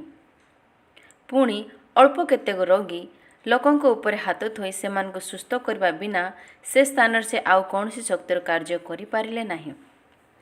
ପୁଣି ସେ ସେମାନଙ୍କ ଅବିଶ୍ୱାସ ହେତୁ ଚମତ୍କୃତ ହେଲେ। ପରେ ସେ ଚାରିଆଡ଼େ ଗ୍ରାମେ ଗ୍ରାମେ ଭ୍ରମଣ କରି ଶିକ୍ଷା ଦେବାକୁ ଲାଗିଲେ। ଇତିମଧ୍ୟରେ ସେ 12ଙ୍କ ନିକଟକୁ ଡାକି ସେମାନଙ୍କୁ 2 ଜଣ କରି ପ୍ରେରଣ କରିବାକୁ ଆରମ୍ଭ କଲେ ଏବଂ ଅଶୁଚି ଆତ୍ମାମାନଙ୍କ ଉପରେ ସେମାନଙ୍କୁ ଅଧିକାର ଦେଲେ। ଆଉ ଯାତ୍ରା ନିମନ୍ତେ କେବଳ ଖଣ୍ଡେ ବାଡ଼ି ବିନା ରୋଟି କି ଝୋଲି କି ଗାଞ୍ଜିଆରେ ପଇସା ନ ନେବାକୁ ସେମାନଙ୍କୁ ଆଜ୍ଞା ଦେଲେ। କିନ୍ତୁ ସେମାନଙ୍କୁ ପାଦୁକା ପିନ୍ଧିବାକୁ କହିଲେ, 2ଟି ଅଙ୍ଗରଖା ପିନ୍ଧିବାକୁ ବାରଣ କଲେ। ପୁଣି ସେ ସେମାନଙ୍କୁ କହିଲେ, ତୁମେମାନେ ଯେକୌଣସି ଗୃହରେ ପ୍ରବେଶ କରିବ, ସେ ସ୍ଥାନରୁ ପ୍ରସ୍ଥାନ ନ କରିବା ପର୍ଯ୍ୟନ୍ତ ସେଠାରେ ରୁହ। ମାତ୍ର ଯେକୌଣସି ସ୍ଥାନରେ ଲୋକମାନେ ତୁମମାନଙ୍କୁ ଗ୍ରହଣ କରିବେ ନାହିଁ ବା ତୁମମାନଙ୍କ କଥା ଶୁଣିବେ ନାହିଁ, ସେ ସ୍ଥାନରୁ ପ୍ରସ୍ଥାନ କରିବା ସମୟରେ ସେମାନଙ୍କ ନିକଟରେ ସାକ୍ଷ୍ୟ ଦେବା ନିମନ୍ତେ ତୁମମାନଙ୍କ ପାଦ ଧୂଳି ଝାଡ଼ି ଦିଅ। ସେଥିରେ ସେମାନେ ପ୍ରସ୍ଥାନ କରି ମନ ପରିବର୍ତ୍ତନ କରିବା ଯେ କର୍ତ୍ତବ୍ୟ, ଏହା ପ୍ରଚାର କଲେ। ପୁଣି ଅନେକ ଭୂତ ଛଡ଼ାଇଲେ ଓ ଅନେକ ରୋଗୀ ଲୋକଙ୍କୁ ତୈଳ ଲଗାଇ ସୁସ୍ଥ କଲେ।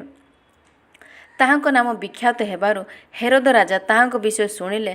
ଆଉ ଲୋକେ କହୁଥିଲେ, ବାପ୍ତିଜକ ଜୋହନ ମୃତମାନଙ୍କ ମଧ୍ୟରୁ ଉଠିଅଛନ୍ତି, ସେଥିସକାଶେ ଏହି ସମସ୍ତ ଶକ୍ତି ତାଙ୍କଠାରେ କାର୍ଯ୍ୟ କରୁଅଛି। କିନ୍ତୁ ଅନ୍ୟମାନେ କହୁଥିଲେ, ଏ ଏଲିୟ। ପୁଣି ଆଉ କେହି କେହି କହୁଥିଲେ, ଭାବବାଦୀମାନଙ୍କ ମଧ୍ୟରୁ କୌଣସି ଜଣଙ୍କ ସଦୃଶ ଏ ଜଣେ ଭାବବାଦୀ। କିନ୍ତୁ ହେରୋଦ ଏହା ଶୁଣି କହିଲେ, ଯେଉଁ ଜୋହନଙ୍କ ମସ୍ତକ ଆମ୍ଭେ ଛେଦନ କରିଅଛୁ, ସେ ଉଠିଅଛନ୍ତି। ଯେଣୁ ହେରୋଦ ଆପଣା ଭ୍ରାତା ଫିଲିପଙ୍କ ଭାର୍ଯ୍ୟା ହେରୋଦିଆଙ୍କୁ ବିବାହ କରିଥିବାରୁ ତାଙ୍କ ସକାଶେ ଆପେ ଲୋକ ପଠାଇ ଜୋହନଙ୍କୁ ଧରି ଓ ବାନ୍ଧି ବନ୍ଦୀଶାଳାରେ ପକାଇଥିଲେ। କାରଣ ଜୋହନ ହେରୋଦଙ୍କୁ କହୁଥିଲେ, ଆପଣା ଭାଇର ଭାର୍ଯ୍ୟାକୁ ରଖିବା ଆପଣଙ୍କ ବିଧିସଙ୍ଗତ ନୁହେଁ। ସେଥିରେ ହେରୋଦିଆ ତାଙ୍କ ପ୍ରତି ଈର୍ଷାନ୍ୱିତ ହୋଇ ତାଙ୍କୁ ବଧ କରିବା ନିମନ୍ତେ ଇଚ୍ଛା କରୁଥିଲେ, ମାତ୍ର ପାରୁନଥିଲେ। କାରଣ ହେରୋଦ ଜୋହନଙ୍କୁ ଜଣେ ଧାର୍ମିକ ଓ ପବିତ୍ର ବ୍ୟକ୍ତି ଜାଣି ଭୟ କରୁଥିଲେ, ଆଉ ତାଙ୍କୁ ରକ୍ଷା କରିବାକୁ ଚେଷ୍ଟା କରୁଥିଲେ। ପୁଣି ତାଙ୍କ କଥା ଶୁଣି ଅତିଶୟ ଉଦ୍ବିଗ୍ନ ହେଲେ ସୁଦ୍ଧା ଆନନ୍ଦରେ ତାହା ଶୁଣୁଥିଲେ। ପରେ ସୁଯୋଗର ଦିନ ଉପସ୍ଥିତ ହେଲା। ହେରୋଦ ଆପଣା ଜନ୍ମଦିନରେ ପାତ୍ରମନ୍ତ୍ରୀ, ପ୍ରଧାନ ସେନାପତି ଓ ଗାଲିଲୀର ବିଶିଷ୍ଟ ବ୍ୟକ୍ତିମାନଙ୍କ ନିମନ୍ତେ ରାତ୍ରି ସମୟରେ ଗୋଟିଏ ଭୋଜ ପ୍ରସ୍ତୁତ କଲେ। ଆଉ ହେରୋଦିଆଙ୍କ ନିଜର କନ୍ୟା ଭିତରକୁ ଆସି ନୃତ୍ୟ କରି ହେରୋଦ ଓ ତାଙ୍କ ସହିତ ଭୋଜରେ ଉପବିଷ୍ଟ ବ୍ୟକ୍ତିମାନଙ୍କୁ ମୁଗ୍ଧ କରିଦେଲା। ସେଥିରେ ରାଜା ବାଳିକାକୁ କହିଲେ, ଯାହା ଇଚ୍ଛା କରୁଅଛ ମାଗ, ଆମ୍ଭେ ତୁମକୁ ତାହା ଦେବା। ପୁଣି ସେ ତାହା ନିକଟରେ ଶପଥ କଲେ, ତୁମ୍ଭେ ଆମ୍ଭକୁ ଯାହା କିଛି ମାଗିବ, ରାଜ୍ୟର ଅର୍ଦ୍ଧେକ ପର୍ଯ୍ୟନ୍ତ ଆମ୍ଭେ ତୁମକୁ ଦେବା। ତହିଁରେ ସେ ବାହାରି ଯାଇ ଆପଣ ମାତାକୁ ପଚାରିଲା, ମୁଁ କ'ଣ ମାଗିବି? ସେ କହିଲେ, ବାପ୍ତିଜକ ଜୋହନଙ୍କ ମସ୍ତକ। ସେହି କ୍ଷଣି ସେ ରାଜାଙ୍କ ନିକଟକୁ ଶୀଘ୍ର ଆସି ଏହା କହି ମାଗିଲା, ମୋହର ଇଚ୍ଛା ଯେ ଆପଣ ବାପ୍ତିଜକ ଜୋହନର ମସ୍ତକ ଗୋଟିଏ ଥାଳିରେ ମୋତେ ଏହି କ୍ଷଣି ଦିଅନ୍ତୁ। ଏଥିରେ ରାଜା ଅତ୍ୟନ୍ତ ଦୁଃଖିତ ହେଲେ ସୁଦ୍ଧା ଆପଣା ଶପଥ ଓ ଭୋଜନ ପବିତ୍ର ବ୍ୟକ୍ତିମାନଙ୍କ ହେତୁ ନାସ୍ତି କରିବାକୁ ଇଚ୍ଛା କଲେ ନାହିଁ। ଏଣୁ ରାଜା ସେହି କ୍ଷଣି ଜଣେ ସୈନ୍ୟ ପଠାଇ ତାଙ୍କର ମସ୍ତକ ଆଣିବା ନିମନ୍ତେ ଆଜ୍ଞା ଦେଲେ। ସେଥିରେ ସେ ଯାଇ ବନ୍ଦୀଶାଳାରେ ତାଙ୍କ ମସ୍ତକ ଛେଦନ କଲା, ଆଉ ତାହା ଗୋଟିଏ ଥାଳିରେ ଆଣି ବାଳିକାକୁ ଦେଲା। ପୁଣି ବାଳିକା ତାହା ଘେନି ନିଜ ମାତାକୁ ଦେଲା। ତାଙ୍କ ଶିଷ୍ୟମାନେ ସେଥିର ସମ୍ବାଦ ପାଇ ଆସିଲେ ଓ ତାଙ୍କ ଶବ ଘେନି ଯାଇ ସମାଧିରେ ରଖିଲେ। ପରେ ପ୍ରେରିତମାନେ ଯୀଶୁଙ୍କ ନିକଟରେ ଏକତ୍ର ହେଲେ, ଆଉ ସେମାନେ ଯାହା ଯାହା କରିଥିଲେ ଓ ଯାହା ଯାହା ଶିକ୍ଷା ଦେଇଥିଲେ ସେସବୁ ତାହାଙ୍କୁ ଜଣାଇଲେ। ସେଥିରେ ସେ ସେମାନଙ୍କୁ କହିଲେ, ତୁମେମାନେ ଅନ୍ତର ହୋଇ ଗୋଟିଏ ନିର୍ଜନ ସ୍ଥାନକୁ ଯାଇ କିଛି ସମୟ ବିଶ୍ରାମ କର। କାରଣ ଅନେକ ଲୋକ ଯିବା ଆସିବା କରୁଥିବାରୁ ସେମାନଙ୍କର ଭୋଜନ କରିବାକୁ ସୁଦ୍ଧା ସୁଯୋଗ ନଥିଲା। ତହିଁରେ ସେମାନେ ଅନ୍ତର ହୋଇ ନୌକାରେ ଗୋଟିଏ ନିର୍ଜନ ସ୍ଥାନକୁ ବାହାରିଗଲେ। କିନ୍ତୁ ଅନେକେ ସେମାନଙ୍କୁ ବାହାରି ଯିବାର ଦେଖିଲେ ଓ ଚିହ୍ନିଲେ। ପୁଣି ଲୋକମାନେ ସମସ୍ତେ ନଗରରୁ ପାଦ ଗତିରେ ସେଠାକୁ ଏକତ୍ର ଦୌଡ଼ିଯାଇ ସେମାନଙ୍କ ଆଗରେ ପହଞ୍ଚିଲେ। ସେ ନୌକାରୁ ବାହାରି ବହୁ ସଂଖ୍ୟକ ଲୋକଙ୍କୁ ଦେଖି ସେମାନଙ୍କ ପ୍ରତି ଦୟାରେ ବିଗଳିତ ହେଲେ, କାରଣ ସେମାନେ ଅରକ୍ଷକ ମେଷ ପରି ଥିଲେ। ପୁଣି ସେ ସେମାନଙ୍କୁ ଅନେକ ବିଷୟ ଶିକ୍ଷା ଦେବାକୁ ଲାଗିଲେ। ବେଳ ବହୁତ ହେବାରୁ ତାହାଙ୍କ ଶିଷ୍ୟ ତାହାଙ୍କ ନିକଟକୁ ଆସି କହିଲେ, ଏ ସ୍ଥାନ ତ ନିର୍ଜନ, ପୁଣି ବହୁତ ବେଳ ହେଲାଣି। ଲୋକମାନେ ଯେପରି ଚତୁର୍ଦିଗର ପଲ୍ଲୀ ଓ ଗ୍ରାମମାନଙ୍କୁ ଯାଇ ଆପଣା ଆପଣା ନିମନ୍ତେ ଖାଇବା ପାଇଁ କିଛି କିଣନ୍ତି, ଏଥି ନିମନ୍ତେ ସେମାନଙ୍କୁ ବିଦାୟ ଦିଅନ୍ତୁ। କିନ୍ତୁ ସେ ସେମାନଙ୍କୁ ଉତ୍ତର ଦେଲେ, ତୁମ୍ଭେମାନେ ସେମାନଙ୍କୁ ଭୋଜନ କରାଅ। ସେମାନେ ତାହାଙ୍କୁ କହିଲେ, ଆମ୍ଭେମାନେ କ'ଣ ଯାଇ 100 ଟଙ୍କାରେ ରୋଟି କିଣି ଏମାନଙ୍କୁ ଭୋଜନ କରାଇବା? ସେ ସେମାନଙ୍କୁ କହିଲେ, ତୁମମାନଙ୍କ ପାଖରେ କେତୋଟି ରୋଟି ଅଛି? ଯାଇ ଦେଖ।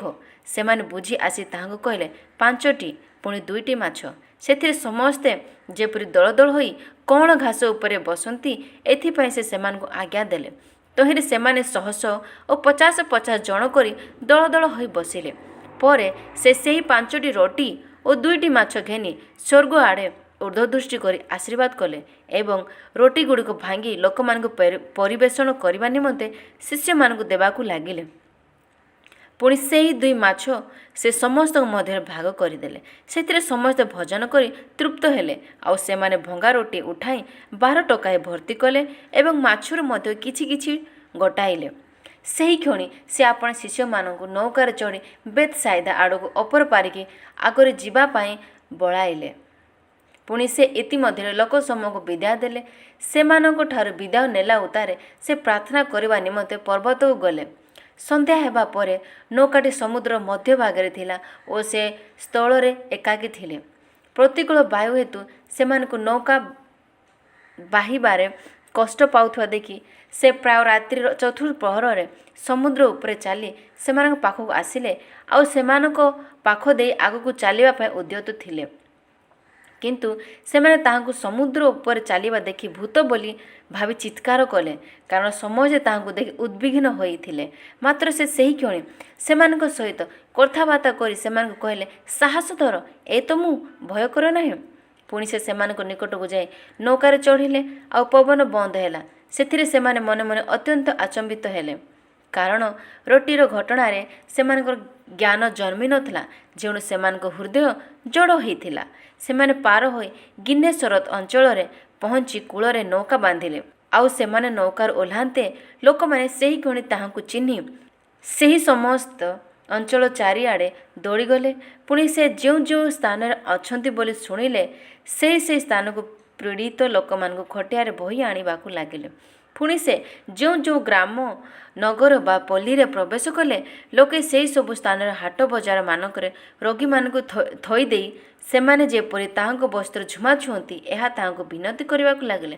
ଆଉ ଯେତେ ଲୋକ ତାହାଙ୍କୁ ଛୁଇଁଲେ, ସମସ୍ତେ ସୁସ୍ଥ ହେଲେ। ମାର୍କ ଲିଖିତ ସୁସମାଚାରର 7 ଅଧ୍ୟାୟ ପଠନ କରିବାକୁ ଯାଉଅଛି। ପରେ ଫାରୁସୀମାନେ ଓ ଜେରୁସାଲେମରୁ ଆସିଥିବା କେତେକ ଶାସ୍ତ୍ରୀ ତାହାଙ୍କ ନିକଟରେ ଏକତ୍ର ହେଲେ। ସେମାନେ ତାହାଙ୍କ ଶିଷ୍ୟମାନଙ୍କ ମଧ୍ୟରୁ କେତେକଙ୍କୁ ଅଶୁଚି ଅର୍ଥାତ୍ ଅଧୁଆ ହାତରେ ଖାଇବାର ଦେଖିଲେ। ଫାରୁସୀମାନେ ଓ ସମସ୍ତ ଯିହୁଦୀ ଲୋକ ପ୍ରାଚୀନମାନଙ୍କ ପରମ୍ପରାଗତ ରୀତିନୀତି ପାଳନ କରି ଭଲ ରୂପେ ହାତ ନ ଧୋଇଲେ ଭୋଜନ କରନ୍ତି ନାହିଁ। ପୁଣି ହାଟ ବଜାରରୁ ଆସି ନିଜ ନିଜ ଉପରେ ପାଣି ନ ଛିଞ୍ଚିଲେ ଖାଆନ୍ତି ନାହିଁ। ଆଉ ଗିନା, ଥାଳି ଓ ପିତ୍ତଳର ପାତ୍ରଗୁଡ଼ିକ ପାଣିରେ ବୁଡ଼ାଇ ଧୋଇବା ଇତ୍ୟାଦି ଅନ୍ୟାନ୍ୟ ଅନେକ ରୀତିନୀତି ପାଳନ କରିବା ନିମନ୍ତେ ସେମାନେ ଆଦେଶପ୍ରାପ୍ତ ହୋଇଅଛନ୍ତି। ଏଣୁ ଫାରୁସୀମାନେ ଓ ଶାସ୍ତ୍ରୀମାନେ ତାହାଙ୍କୁ ପଚାରିଲେ, ଆପଣଙ୍କ ଶିଷ୍ୟମାନେ ପ୍ରାଚୀନମାନଙ୍କ ପରମ୍ପରାଗତ ରୀତିନୀତି ଅନୁସାରେ କାହିଁକି ଆଚରଣ ନ କରି ଅଶୁଚି ହସ୍ତରେ ଭୋଜନ କରନ୍ତି? ସେ ସେମାନଙ୍କୁ କହିଲେ, ରେ କପଟୀମାନେ, ଯିଶାୟ ତୁମମାନଙ୍କ ବିଷୟରେ ଯଥାର୍ଥ ରୂପେ ଭାବବାଣୀ କହିଅଛନ୍ତି, ଯେପରି ଲେଖା ଅଛି, ଏହି ଜାତି ମୁଖରେ ଆମ୍ଭକୁ ସମାଦର କରନ୍ତି, କିନ୍ତୁ ସେମାନଙ୍କ ହୃଦୟ ଆମ୍ଭଠାରୁ ଦୂରରେ ଥାଏ। ସେମାନେ ମନୁଷ୍ୟମାନଙ୍କ ବିଧିଗୁଡ଼ିକୁ ଧର୍ମର ଉପଦେଶା ବାଣୀ ବୋଲି ଶିକ୍ଷା ଦେଇ ବୃଥାରେ ଆମ୍ଭର ଆରାଧନା କରନ୍ତି। ତୁମେମାନେ ଈଶ୍ୱରଙ୍କ ଆଜ୍ଞା ପରିତ୍ୟାଗ କରି ମନୁଷ୍ୟମାନଙ୍କ ପରମ୍ପରାଗତ ରୀତିନୀତି ଧରି ବସିଅଛ। ପୁଣି ସେ ସେମାନଙ୍କୁ କହିଲେ, ତୁମେମାନେ ଆପଣା ଆପଣା ପରମ୍ପରାଗତ ରୀତିନୀତି ପାଳନ କରିବା ନିମନ୍ତେ ଈଶ୍ୱରଙ୍କ ଆଜ୍ଞା ବେଶ୍ ଅଗ୍ରାହ୍ୟ କରୁଅଛ। କାରଣ ମଶା କହିଅଛନ୍ତି, ଆପଣା ପିତାମାତାଙ୍କୁ ସମାଦର କର, ଆଉ ଯେ କେହି ପିତା କି ମାତାକୁ ଅଭିଶାପ ଦିଏ, ସେ ନିଶ୍ଚୟ ପ୍ରାଣଦଣ୍ଡ ଭୋଗ କରିବ। କିନ୍ତୁ ତୁମେମାନେ କୁହ, କେହି ଯେବେ ପିତା କି ମାତାକୁ କହେ, ମୋ ଠାରୁ ଯାହାଦ୍ୱାରା ତୁମର ଉପକାର ହୋଇଥାନ୍ତା ତାହା କୋରବାନ ଅର୍ଥାତ୍ ମାନତ ହୋଇଅଛି, ତେବେ ତୁମେମାନେ ତାହାକୁ ତାହାର ପିତା କି ମାତାର କିଛି ଉପକାର କରିବାକୁ ଆଉ ଦେଉନଥାଅ। ଏହି ରୂପେ ତୁମେମାନେ ସ୍ୱପ୍ରଚଳିତ ପରମ୍ପରାଗତ ରୀତିନୀତି ଯୋଗୁଁ ଈଶ୍ୱରଙ୍କ ବାକ୍ୟ ବ୍ୟର୍ଥ କରୁଅଛ। ସେହି ପ୍ରକାର ଅନେକ କର୍ମ କରୁଅଛ। ସେ ପୁନର୍ବାର ଲୋକ ସମୂହକୁ ନିକଟକୁ ଡାକି ସେମାନଙ୍କୁ କହିଲେ, ତୁମେମାନେ ସମସ୍ତେ ମୋ କଥା ଶୁଣ ଓ ବୁଝ। ମନୁଷ୍ୟର ବାହାରେ ଏପରି କୌଣସି ବିଷୟ ନାହିଁ ଯାହାକି ତାହାର ଭିତରେ ପ୍ରବେଶ କରି ତାହାକୁ ଅଶୁଚି କରିପାରେ, କିନ୍ତୁ ଯାହା ଯାହା ମନୁଷ୍ୟଠାରୁ ବାହାରେ, ସେହି ସବୁ ତାହାକୁ ଅଶୁଚି କରେ। ଯଦି କାହାର ଶୁଣିବାକୁ କାନ ଅଛି, ସେ ଶୁଣୁ। ଆଉ ସେ ଲୋକ ସମୂହଠାରୁ ଗୃହ ମଧ୍ୟକୁ ଆସିଲା ଉତ୍ତାରେ ତାହାଙ୍କ ଶିଷ୍ୟମାନେ ତାହାଙ୍କୁ ଦୃଷ୍ଟାନ୍ତଟିର ଭାବ ପଚାରିବାକୁ ଲାଗିଲେ। ସେଥିରେ ସେ ସେମାନଙ୍କୁ କହିଲେ, ତୁମେମାନେ ମଧ୍ୟ କ'ଣ ସେହିପରି ଅବୋଧ? ଯାହା କିଛି ବାହାରୁ ମନୁଷ୍ୟ ଭିତରେ ପ୍ରବେଶ କରେ, ତାହା ତାହାକୁ ଅଶୁଚି କରିପାରେ ନାହିଁ, କାରଣ ତାହା ତାହାର ହୃଦୟରେ ପ୍ରବେଶ କରେ ନାହିଁ, ମାତ୍ର ଉଦରରେ ପ୍ରବେଶ କରି ବାହ୍ୟ ସ୍ଥାନରେ ବହିର୍ଗତ ହୁଏ। ଏହି ପ୍ରକାର ସମସ୍ତ ଖାଦ୍ୟ ପରିଷ୍କୃତ ହୋଇଥାଏ। ଏହା କ'ଣ ବୁଝୁନାହ? ଆଉ ସେ କହିଲେ, ଯାହା ମନୁଷ୍ୟଠାରୁ ବାହାରେ, ତାହା ହିଁ ତାହାକୁ ଅଶୁଚି କରେ। କାରଣ ଭିତରୁ ମନୁଷ୍ୟର ହୃଦୟରୁ କୁଚିନ୍ତା ବାହାରେ, ବେଶ୍ୟାଗମନ, ଚର୍ଯ୍ୟ, ନରହତ୍ୟା, ବ୍ୟଭିଚାର, ଲୋଭ, ଦୁଷ୍ଟତା, ଶଠତା, କାମୁକତା, ଈର୍ଷାଦୃଷ୍ଟି, ନିନ୍ଦା, ଅହଙ୍କାର, ମୂର୍ଖତା, ଏହି ସମସ୍ତ ମନ୍ଦ ବିଷୟ ଭିତରୁ ବାହାରି ମନୁଷ୍ୟକୁ ଅଶୁଚି କରେ। ଏଥି ଉତ୍ତାରେ ସେ ସେଠାରୁ ଉଠି ସ୍ୱର ସୀମାକୁ ଗଲେ, ଆଉ ଗୋଟିଏ ଗୃହରେ ପ୍ରବେଶ କରି କେହି ଯେପରି ତାହା ନ ଜାଣେ ଏହା ଇଚ୍ଛା କରୁଥିଲେ, ମାତ୍ର ସେ ଗୁପ୍ତ ହୋଇ ରହିପାରିଲେ ନାହିଁ।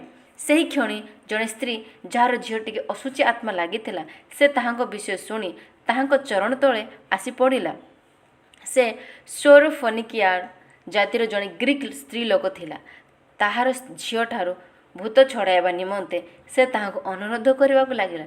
ସେଥିରେ ସେ ତାହାଙ୍କୁ କହିଲେ, ପ୍ରଥମେ ସନ୍ତାନମାନଙ୍କୁ ତୃପ୍ତ ହେବାକୁ ଦିଅ, କାରଣ ସନ୍ତାନମାନଙ୍କ ଆହାର ନେଇ କୁକୁରମାନଙ୍କ ପାଖରେ ପକାଇବା ଉଚିତ ନୁହେଁ। କିନ୍ତୁ ସେ ତାହାଙ୍କୁ ଉତ୍ତର ଦେଲା, ହଁ ପ୍ରଭୁ, କୁକୁରମାନେ ମଧ୍ୟ ମେଜ ତଳେ ପିଲାମାନଙ୍କ ଖାଦ୍ୟରୁ ଗୁଣ୍ଡି ଖାଆନ୍ତି। ସେଥିରେ ସେ ତାହାଙ୍କୁ କହିଲେ, ଏହି କଥା ନିମନ୍ତେ ଯାଅ, ତୁମ ଝିଅଠାରୁ ଭୂତ ବାହାରିଗଲାଣି। ପୁଣି ସେ ଘରକୁ ଯାଇ ପିଲାଟି ଶେଯରେ ଶୋଇଥିବା ଓ ଭୂତ ବାହାରି ଯାଇଥିବା ଦେଖିଲା। ପୁନର୍ବାର ସେ ସୌର ସୀମାରୁ ପ୍ରସ୍ଥାନ କରି ସିଦୋନ ଓ ଦେକାପୋଲି ସୀମା ମଧ୍ୟ ଦେଇ ଗାଲିଲି ସମୁଦ୍ର ନିକଟକୁ ଆସିଲେ। ଆଉ ଲୋକେ ଜଣେ କାଲ ଓ ଖନାକୁ ତାହାଙ୍କ ନିକଟକୁ ଆଣି ତାହା ଉପରେ ହାତ ଥୋଇବା ନିମନ୍ତେ ତାହାକୁ ବିନତି କଲେ। ସେ ତାହାକୁ ଲୋକସମୂହ ମଧ୍ୟରୁ ଅନ୍ତର କରି ଏକାକୀ ଘେନିଯାଇ ତାହାର ଦୁଇ କାନରେ ଆପଣା ଅଙ୍ଗୁଳି ଦେଲେ ଓ ଛେପ ପକାଇ ତାହାର ଜିଭକୁ ଛୁଇଁଲେ। ଆଉ ସ୍ୱର୍ଗ ଆଡ଼େ ଊର୍ଦ୍ଧ୍ୱ ଦୃଷ୍ଟି କରି ଦୀର୍ଘ ନିଶ୍ୱାସ ପକାଇ ତାହାକୁ କହିଲେ, ଇପ୍ଫଥା, ଅର୍ଥାତ୍ ଫିଟିଯା। ସେଥିରେ ତାହାର କର୍ଣ୍ଣ ଉନ୍ମୁକ୍ତ ହେଲା ଓ ଜିହ୍ୱାର ବନ୍ଧନ ସେହି କ୍ଷଣି ଫିଟିଗଲା, ଆଉ ସେ ସ୍ପଷ୍ଟ ରୂପେ କଥା କହିବାକୁ ଲାଗିଲା। ପୁଣି ଏ ବିଷୟ କାହାରିକି ନ କହିବା ନିମନ୍ତେ ସେ ସେମାନଙ୍କୁ ଦୃଢ଼ ଆଜ୍ଞା ଦେଲେ। ମାତ୍ର ସେ ସେମାନଙ୍କୁ ଯେତେ ନିଷେଧ କଲେ, ସେମାନେ ସେତେ ଆହୁରି ଅଧିକ ତାହା ଘୋଷଣା କଲେ। ଆଉ ଲୋକମାନେ ଅତ୍ୟନ୍ତ ଆଶ୍ଚର୍ଯ୍ୟାନ୍ୱିତ ହୋଇ କହିଲେ, ସେ ସମସ୍ତ କର୍ମ ଉତ୍ତମ ରୂପେ କରିଅଛନ୍ତି। ସେ ବଧିରମାନଙ୍କୁ ଶୁଣିବା ଶକ୍ତି ଓ ମୂକମାନଙ୍କୁ କହିବା ଶକ୍ତି ସୁଦ୍ଧା ପ୍ରଦାନ କରିଅଛନ୍ତି। ମାର୍କ ଲିଖିତ ସୁସମାଚାରର 8 ଅଧ୍ୟାୟ ପଠନ କରିବାକୁ ଯାଉଅଛି। ସେହି ସମୟରେ ବହୁ ସଂଖ୍ୟକ ଲୋକ ପୁନର୍ବାର ଏକତ୍ର ହେଲେ, ଆଉ ସେମାନଙ୍କ ପାଖରେ ଖାଦ୍ୟଦ୍ରବ୍ୟ କିଛି ନଥିବାରୁ ସେ ଶିଷ୍ୟମାନଙ୍କୁ ନିକଟକୁ ଡାକି ସେମାନଙ୍କୁ କହିଲେ, ଲୋକ ସମୂହ ପ୍ରତି ମୋହର ଦୟା ହେଉଅଛି, କାରଣ ଏମାନେ 3 ଦିନ ହେଲାଣି ମୋ ସାଙ୍ଗରେ ରହିଅଛନ୍ତି ଓ ଏମାନଙ୍କ ପାଖରେ କିଛି ଖାଇବାକୁ ନାହିଁ।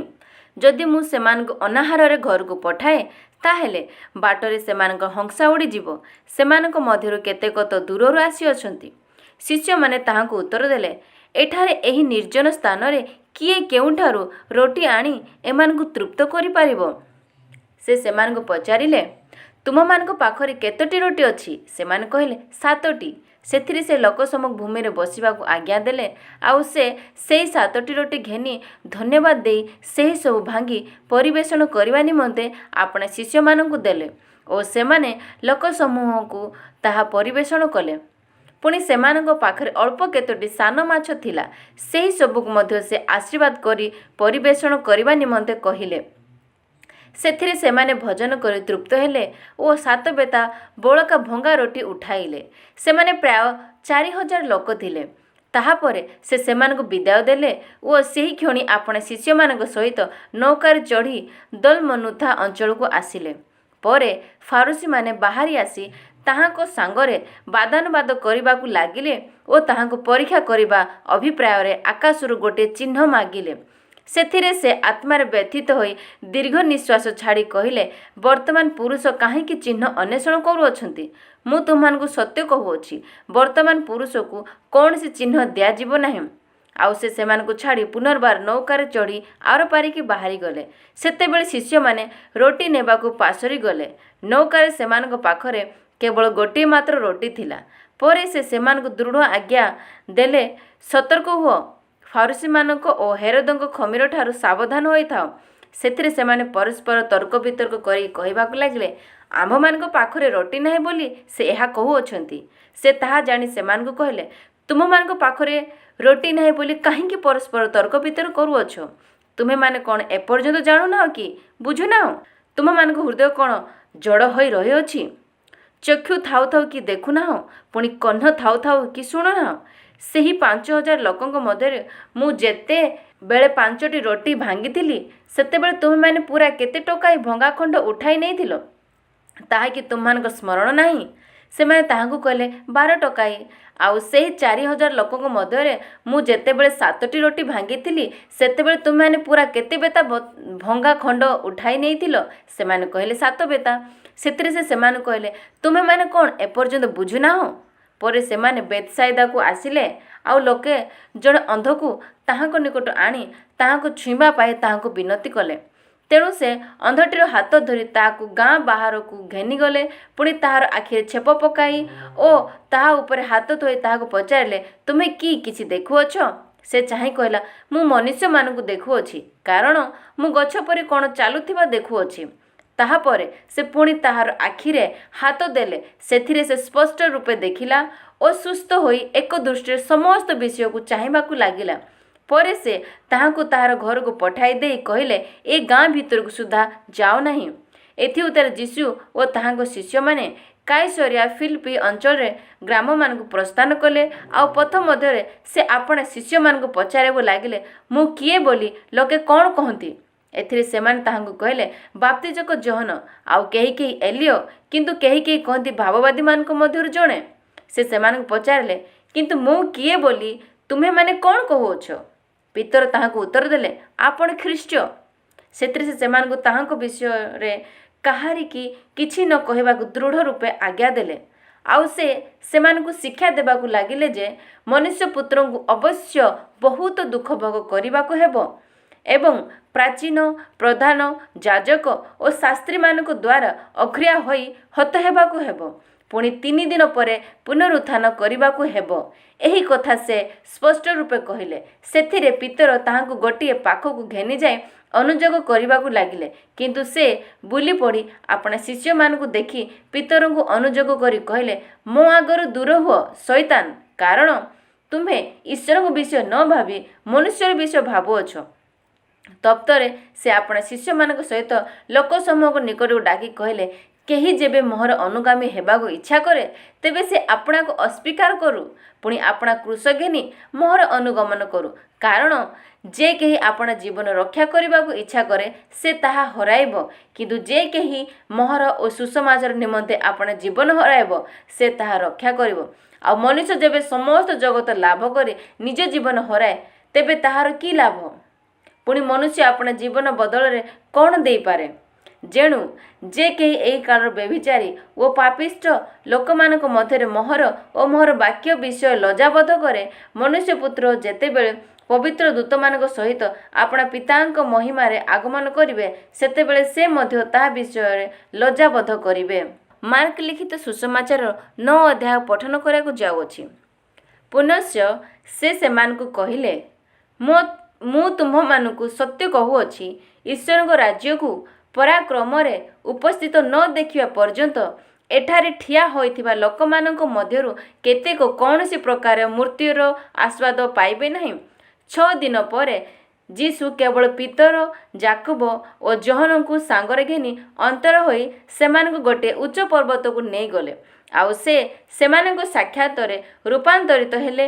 ତାହାଙ୍କ ବସ୍ତ୍ର ଏପରି ଉଜ୍ଜ୍ୱଳ ଓ ଅତିଶୟ ଶୁଭ୍ର ବର୍ଣ୍ଣ ହେଲା ଯେ ପୃଥିବୀର କୌଣସି ରଜକ ସେପରି ସୁବର୍ଣ୍ଣ ବର୍ଣ୍ଣ କରିପାରେ ନାହିଁ। ପୁଣି ମଶାଙ୍କ ସହିତ ଏଲିୟ ଯୀଶୁଙ୍କ ସାଙ୍ଗରେ କଥାବାର୍ତ୍ତା କରୁଥିବା ସେମାନଙ୍କୁ ଦେଖାଗଲା। ସେଥିରେ ପିତର ଯୀଶୁଙ୍କୁ ଉତ୍ତର ଦେଲେ, ହେ ଗୁରୁ, ଆମ୍ଭେମାନେ ଯେ ଏ ସ୍ଥାନରେ ଅଛୁ, ଏହା ଉତ୍ତମ। ଆମ୍ଭେମାନେ 3ଟି କୁଟୀର ନିର୍ମାଣ କରୁ, ଆପଣଙ୍କ ପାଇଁ ଗୋଟିଏ, ମଶାଙ୍କ ପାଇଁ ଗୋଟିଏ ଓ ଏଲିୟଙ୍କ ପାଇଁ ଗୋଟିଏ। କାରଣ ସେ କି ଉତ୍ତର ଦେବେ ବୋଲି ଜାଣିନଥିଲେ, ଯେଣୁ ସେମାନେ ଅତ୍ୟନ୍ତ ଭୀତ ହୋଇଥିଲେ।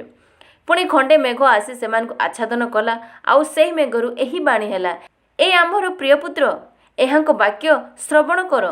ପୁଣି ହଠାତ୍ ସେମାନେ ଚାରିଆଡ଼େ ଚାହିଁ ସେମାନଙ୍କ ସାଙ୍ଗରେ କେବଳ ଯୀଶୁଙ୍କ ବିନା ଆଉ କାହାରିକୁ ଦେଖିଲେ ନାହିଁ।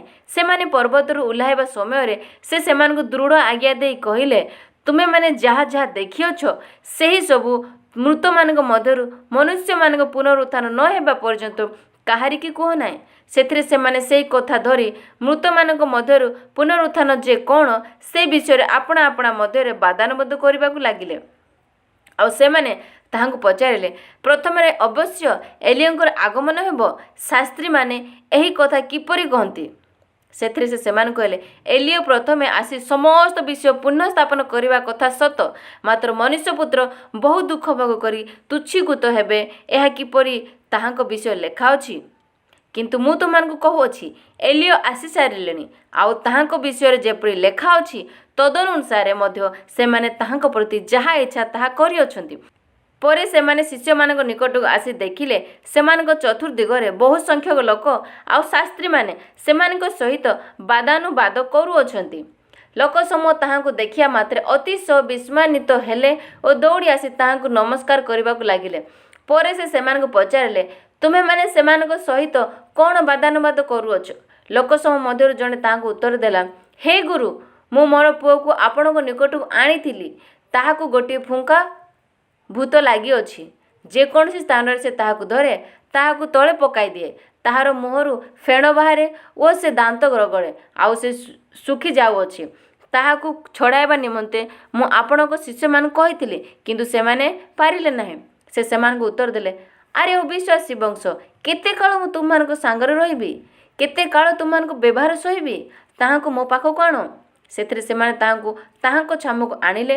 ପୁଣି ତାହାଙ୍କୁ ଦେଖିବା ମାତ୍ରେ ସେହି ଭୂତ ତାହାଙ୍କୁ ଭୟଙ୍କର ଭାବେ ମୋଡ଼ି ପକାଇଲା ଓ ସେ ଭୂଇଁରେ ପଡ଼ି ମୁହଁରୁ ଫେଣ ବାହାର କରି ଗଡ଼ିବାକୁ ଲାଗିଲା। ସେତେବେଳେ ସେ ତାହାର ପିତାକୁ ପଚାରିଲେ, କେତେ ଦିନ ହେଲା ଏହାକୁ ଏପରି ହୋଇଅଛି? ସେ କହିଲା, ପିଲାକାଳରୁ। ସେ ତାହାକୁ ମାରି ପକାଇବା ପାଇଁ ଥରକୁ ଥର ନିଆଁ ଓ ପାଣିରେ ପକାଇଅଛି। କିନ୍ତୁ ଆପଣ ଯଦି କିଛି କରିପାରନ୍ତି, ତାହେଲେ ଆମମାନଙ୍କ ପ୍ରତି ଦୟାକରି ଆମମାନଙ୍କୁ ଉପକାର କରନ୍ତୁ। ସେଥିରେ ଯୀଶୁ ତାହାଙ୍କୁ କହିଲେ, କ'ଣ କହିଲ? ଯଦି କରିପାରନ୍ତି? ବିଶ୍ୱାସୀ ପକ୍ଷରେ ସମସ୍ତ ହିଁ ସମ୍ଭବ। ସେହି କ୍ଷଣି ପିଲାଟିର ପିତା ଉଚ୍ଚସ୍ୱରରେ କହିଲା, ମୁଁ ବିଶ୍ୱାସ କରୁଅଛି, ମୋର ଅବିଶ୍ୱାସର ପ୍ରତିକାର କରନ୍ତୁ। ପରେ ଲୋକସମୂହ ଏକତ୍ର ଦୌଡ଼ି ଆସୁଅଛନ୍ତି ଦେଖି ଯୀଶୁ ସେହି ଅଶୁଚି ଆତ୍ମାକୁ ଧମକ ଦେଇ କହିଲେ, ରେ ମୂକ ଓ ବଧିର ଆତ୍ମା, ମୁଁ ତୋତେ ଆଜ୍ଞା ଦେଉଅଛି, ଏହାଠାରୁ ବାହାରି ଯା, ପୁଣି ଆଉ କେବେ ହିଁ ଏହାଠାରେ ପଶିବୁ ନାହିଁ। ସେଥିରେ ସେ ଚିତ୍କାର କରି ତାହାକୁ ଅତ୍ୟନ୍ତ ମୋଡ଼ି ପକାଇ ବାହାରିଗଲା, ଆଉ ପିଲାଟି ମଲା ପରି ହୋଇଗଲା। ଏପରି କି ଅଧିକାଂଶ କହିଲେ ସେ ମରିଗଲା। କିନ୍ତୁ ଯୀଶୁ ତାହାର ହାତ ଧରି ତାହାକୁ ଉଠାଇଲେ, ଆଉ ସେ ଠିଆ ହେଲା। ପୁଣି ସେ ଗୃହକୁ ଆସନ୍ତେ ତାହାଙ୍କ ଶିଷ୍ୟମାନେ ତାହାକୁ ଗୋପନରେ ପଚାରିବାକୁ ଲାଗିଲେ, ଆମେମାନେ କାହିଁକି ତାହାକୁ ଛଡ଼ାଇ ପାରିଲୁ ନାହିଁ? ସେ ସେମାନଙ୍କୁ କହିଲେ, ପ୍ରାର୍ଥନା ବିନା ଆଉ କାହିଁରେ ଏ ପ୍ରକାର ଭୂତ ଛଡ଼ାଯାଇପାରେ ନାହିଁ।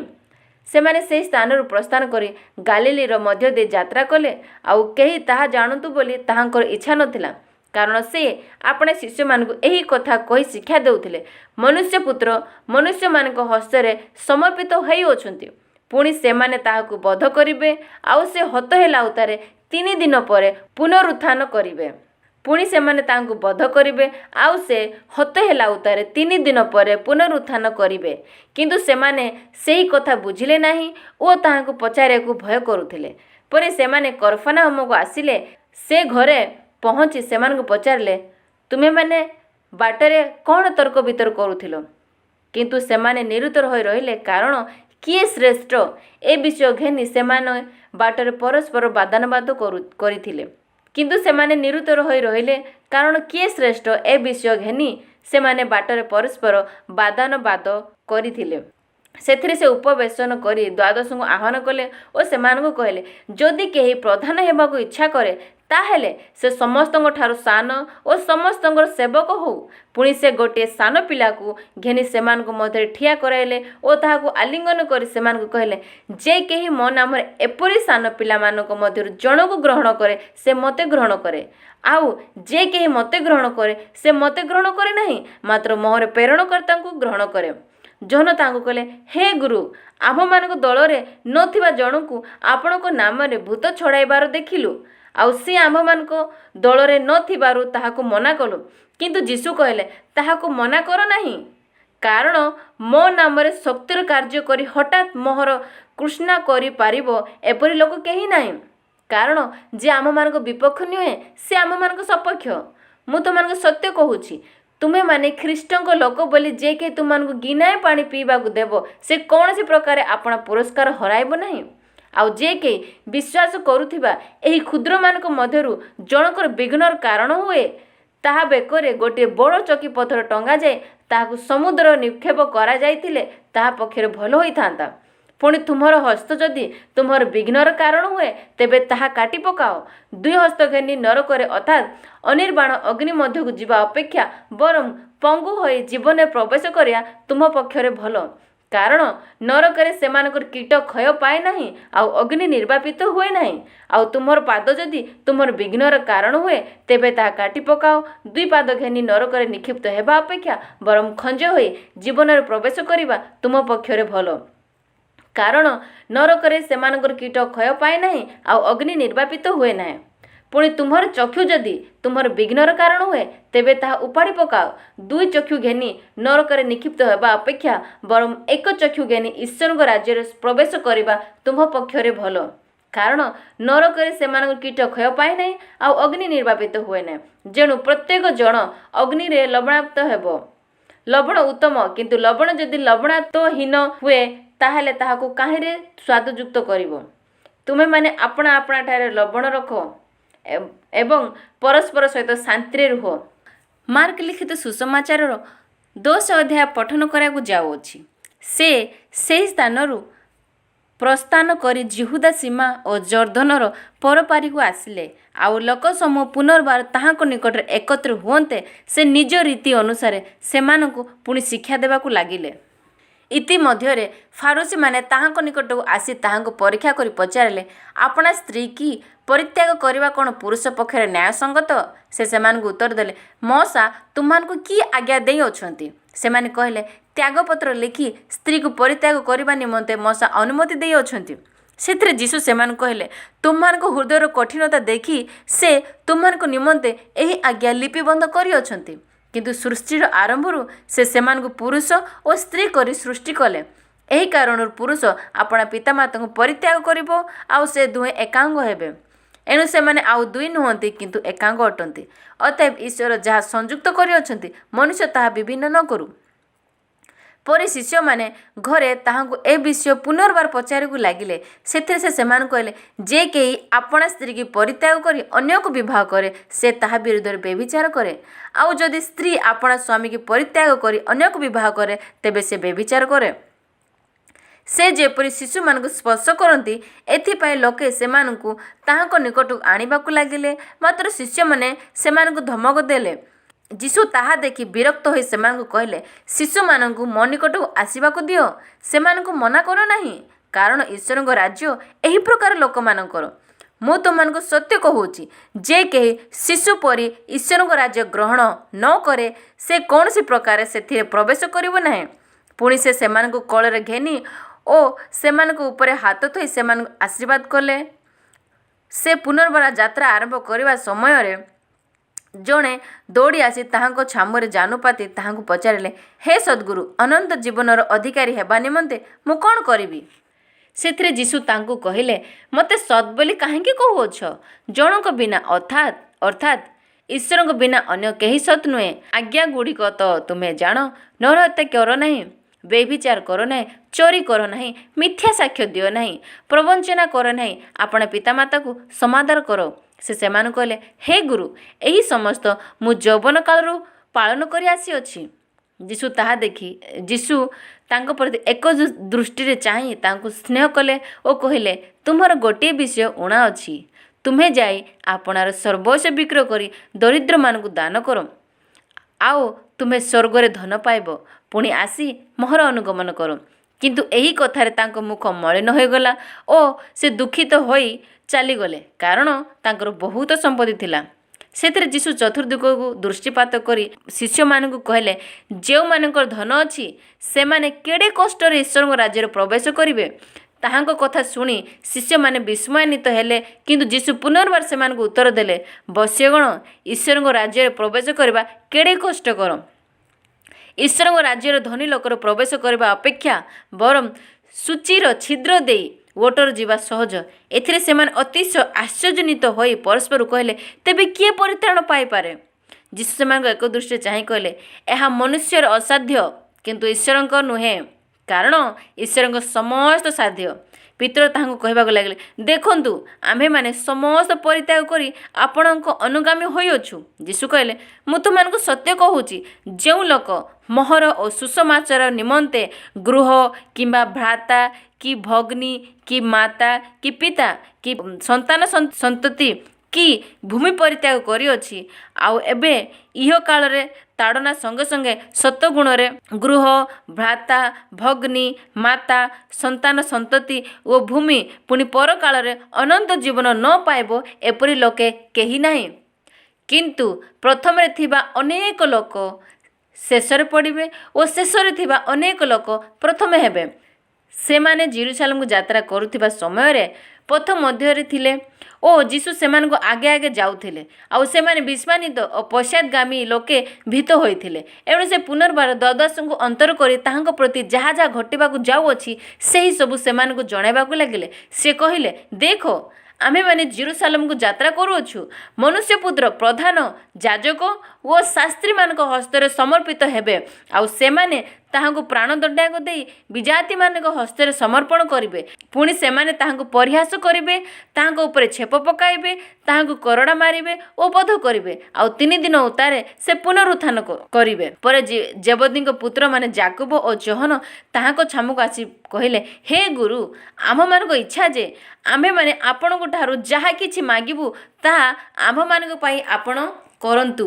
ତେଣୁ ସେ ସେମାନଙ୍କୁ ପଚାରିଲେ, ମୁଁ ତୁମମାନଙ୍କ ପାଇଁ କ'ଣ କରିବି ବୋଲି ତୁମେମାନେ ଇଚ୍ଛା କରୁଅଛ? ସେମାନେ ତାହାଙ୍କୁ କହିଲେ, ଆପଣ ମହିମା ପ୍ରାପ୍ତ ହେଲେ ଯେପରି ଆମ୍ଭମାନଙ୍କ ମଧ୍ୟରୁ ଜଣେ ଆପଣଙ୍କ ଦକ୍ଷିଣ ପାର୍ଶ୍ୱରେ ଓ ଅନ୍ୟ ଜଣକ ବାମ ପାର୍ଶ୍ୱରେ ବସିବ, ଆମ୍ଭମାନଙ୍କୁ ଏହି ବର ଦିଅନ୍ତୁ। କିନ୍ତୁ ଯୀଶୁ ସେମାନଙ୍କୁ କହିଲେ, ତୁମେମାନେ କ'ଣ ମାଗୁଅଛ ତାହା ଜାଣୁନାହଁ? ମୁଁ ଯେଉଁ ପାତ୍ରରେ ପାନ କରୁଅଛି ସେଥିରେ କି ତୁମେମାନେ ପାନ କରିପାର? ଅବା ମୁଁ ଯେଉଁ ବାପ୍ତିସ୍ମରେ ବାପ୍ତିଜିତ ହେଉଛି ସେଥିରେ କି ତୁମେମାନେ ବାପ୍ତିଜିତ ହୋଇପାର? ସେମାନେ ତାହାଙ୍କୁ କହିଲେ, ପାରୁ। ଯୀଶୁ ସେମାନଙ୍କୁ କହିଲେ, ମୁଁ ଯେଉଁ ପାତ୍ରରେ ପାନ କରୁଅଛି ତୁମେମାନେ ସେଥିରେ ପାନ କରିବ, ପୁଣି ମୁଁ ଯେଉଁ ବାପ୍ତିସ୍ମରେ ବାପ୍ତିଜିତ ହେଉଛି ତୁମେମାନେ ସେଥିରେ ବାପ୍ତିଜିତ ହେବ। କିନ୍ତୁ ମୋହର ଦକ୍ଷିଣ ଅବା ବାମ ପାର୍ଶ୍ୱରେ ବସିବାକୁ ଦେବା ମୋହର ଅଧିକାର ବିଷୟ ନୁହେଁ, ବରଂ ଯେଉଁମାନଙ୍କ ନିମନ୍ତେ ସ୍ଥାନ ପ୍ରସ୍ତୁତ କରାଯାଉଛି ସେମାନେ ବସିବେ। ଅନ୍ୟ 10 ଜଣ ଏହା ଶୁଣି ଯାକୋବ ଓ ଯୋହନଙ୍କ ଉପରେ ବିରକ୍ତ ହେବାକୁ ଲାଗିଲେ। ସେଥିରେ ଯୀଶୁ ସେମାନଙ୍କ ପାଖକୁ ଡାକି କହିଲେ, ଯେଉଁମାନେ ବିଜାତିମାନଙ୍କର ଶାସନକର୍ତ୍ତା ରୂପେ ଗଣିତ ସେମାନେ ସେମାନଙ୍କ ଉପରେ ପ୍ରଭୁତ୍ୱ କରନ୍ତି ଓ ସେମାନଙ୍କ ମହାନ ବ୍ୟକ୍ତିମାନେ ସେମାନଙ୍କ ଉପରେ କର୍ତ୍ତୃତ୍ୱ କରନ୍ତି, ଏହା ତୁମେମାନେ ଜାଣ। କିନ୍ତୁ ତୁମମାନଙ୍କ ମଧ୍ୟରେ ସେ ପ୍ରକାର ନୁହେଁ, ମାତ୍ର ତୁମମାନଙ୍କ ମଧ୍ୟରେ ଯେ କେହି ମହାନ ହେବାକୁ ଇଚ୍ଛା କରେ ସେ ତୁମମାନଙ୍କର ସେବକ ହେଉ। ପୁଣି ତୁମମାନଙ୍କ ମଧ୍ୟରେ ଯେ କେହି ପ୍ରଧାନ ହେବାକୁ ଇଚ୍ଛା କରେ ସେ ସମସ୍ତଙ୍କର ଦାସ ହେଉ। କାରଣ ମନୁଷ୍ୟପୁତ୍ର ମଧ୍ୟ ସେବା ପାଇବାକୁ ଆସିନାହାନ୍ତି, ମାତ୍ର ସେବା କରିବାକୁ ଓ ଅନେକଙ୍କ ନିମନ୍ତେ ମୁକ୍ତିର ମୂଲ୍ୟ ସ୍ୱରୂପେ ଆପଣା ପ୍ରାଣ ଦେବାକୁ ଆସିଅଛନ୍ତି। ପରେ ସେମାନେ ଜିରିହରୁ ଉପସ୍ଥିତ ହେଲେ, ଆଉ ସେ ଆପଣା ଶିଷ୍ୟ ସମୂହ ଓ ବହୁ ସଂଖ୍ୟକ ଲୋକ ସହିତ ଜିରିହରୁ ପ୍ରସ୍ଥାନ କରିବା ସମୟରେ ଟିମାୟର ପୁତ୍ର ବାର୍ଟିମୟ ନାମକ ଜଣେ ଅନ୍ଧ ଭିକ୍ଷୁକ ପଥ ପାର୍ଶ୍ୱରେ ବସିଥିଲା। ସେ ଯେ ନାଜରିତୀୟ ଯୀଶୁ ଏହା ଶୁଣି ସେ ଉଚ୍ଚ ସ୍ୱରରେ କହିବାକୁ ଲାଗିଲା, ହେ ଦାଉଦ ସନ୍ତାନ ଯୀଶୁ, ମୋତେ ଦୟା କରନ୍ତୁ। ଏଥିରେ ଅନେକେ ତାହାଙ୍କୁ ତୁନି ହେବା ପାଇଁ ଧମକ ଦେବାକୁ ଲାଗିଲେ, କିନ୍ତୁ ସେ ଆହୁରି ଅଧିକ ଉଚ୍ଚ ସ୍ୱରରେ କହିବାକୁ ଲାଗିଲା, ହେ ଦାଉଦ ସନ୍ତାନ, ମୋତେ ଦୟା କରନ୍ତୁ। ସେଥିରେ ଯୀଶୁ ଠିଆ ହୋଇ କହିଲେ, ତାହାକୁ ଡାକ। ସେମାନେ ସେହି ଅନ୍ଧ ଲୋକଟିକୁ ଡାକି କହିଲେ, ସାହସ ଧର, ଉଠ, ସେ ତୁମକୁ ଡାକୁଅଛନ୍ତି। ତହିଁରେ ସେ ଆପଣା ଚାଦର ଫୋପାଡ଼ି ଦେଇ ଉଠି ଯୀଶୁଙ୍କ ନିକଟକୁ ଆସିଲା। ଯୀଶୁ ତାହାଙ୍କୁ ଉତ୍ତର ଦେଲେ, ମୁଁ ତୁମ୍ଭ ପାଇଁ କ'ଣ କରିବି ବୋଲି ତୁମେ ଇଚ୍ଛା କରୁଅଛ? ସେହି ଅନ୍ଧ ଲୋକଟି ତାହାକୁ କହିଲା, ହେ ଗୁରୁ, ମୁଁ ଯେପରି ଦୃଷ୍ଟି ପାଏ। ଯୀଶୁ ତାହାଙ୍କୁ କହିଲେ, ଯାଅ, ତୁମର ବିଶ୍ୱାସ ତୁମକୁ ସୁସ୍ଥ କରିଅଛି। ତତ୍କ୍ଷଣାତ୍ ସେ ଦୃଷ୍ଟି ପାଇ ପଥରେ ତାହାଙ୍କ ପଛେ ପଛେ ଚାଲିବାକୁ ଲାଗିଲେ। ମାର୍କ ଲିଖିତ ସୁସମାଚାର 11 ଅଧ୍ୟାୟ ପଠନ କରିବାକୁ ଯାଉଅଛି। ଯେତେବେଳେ ସେମାନେ ଜେରୁସାଲେମର ନିକଟବର୍ତ୍ତୀ ହୋଇ ଜିତ ପର୍ବତ ପାର୍ଶ୍ୱସ୍ଥ ବେଥଫାଗି ଓ ବେଥନିଆ ନିକଟରେ ଉପସ୍ଥିତ ହେଲେ, ସେତେବେଳେ ସେ ଆପଣା ଶିଷ୍ୟମାନଙ୍କ ମଧ୍ୟରୁ 2 ଜଣଙ୍କୁ ଏହି କଥା କହି ପଠାଇଲେ, ତୁମମାନଙ୍କ ସମକ୍ଷସ୍ଥ ସେହି ଗ୍ରାମକୁ ଯାଅ। ସେଥିରେ ପ୍ରବେଶ କରିବା କ୍ଷଣି ଯାହା ଉପରେ କେହି କେବେ ଚଢ଼ି ନାହିଁ ଏପରି ଗୋଟିଏ ଗଧଛୁଆକୁ ବନ୍ଧା ହୋଇଥିବା ଦେଖିବ। ତାକୁ ଫିଟାଇ ଘେନି ଆସ। ଆଉ ଯେବେ କେହି ତୁମମାନଙ୍କୁ କାହିଁକି ଏହା କରୁଅଛ ବୋଲି କହେ, ତେବେ କହିବ, ଏହାଠାରେ ପ୍ରଭୁଙ୍କର ପ୍ରୟୋଜନ ଅଛି, ଆଉ ସେ ପୁନର୍ବାର ତାହାକୁ ଅବିଳମ୍ବେ ଏଠାକୁ ପଠାଇ ଦେବେ। ସେମାନେ ଯାଇ ଦ୍ୱାର ନିକଟରେ ବାହାର ଦାଣ୍ଡରେ ଗୋଟିଏ ଗଧଛୁଆକୁ ବନ୍ଧା ହୋଇଥିବା ଦେଖି ତାହାକୁ ଫିଟାଇଲେ। ସେଥିରେ ସେଠାରେ ଠିଆ ହୋଇଥିବା ଲୋକମାନଙ୍କ ମଧ୍ୟରୁ କେହି କେହି ସେମାନଙ୍କୁ ପଚାରିଲେ, ଗଧ ଛୁଆକୁ ଫିଟାଇ କ'ଣ କରୁଅଛ? ଯୀଶୁ ଯେପରି କହିଥିଲେ ସେମାନେ ସେହିପରି ସେମାନଙ୍କୁ ଉତ୍ତର ଦେଲେ। ତହିଁରେ ସେମାନେ ସେମାନଙ୍କୁ ଅନୁମତି ଦେଲେ। ଯୀଶୁଙ୍କ ନିକଟକୁ ଗଧ ଛୁଆଟିକୁ ଆଣି ସେମାନେ ତାହା ଉପରେ ଆପଣା ଆପଣା ଲୁଗା ପକାଇ ଦେଲେ, ଆଉ ସେ ତାହା ଉପରେ ବସିଲେ। ପୁଣି ଅନେକ ପଥରେ ଆପଣା ଆପଣା ଲୁଗା ବିଛାଇଲେ ଓ ଅନ୍ୟମାନେ କ୍ଷେତରୁ ଡାଳ କାଟି ଆଣି ବିଛାଇ ଦେଲେ।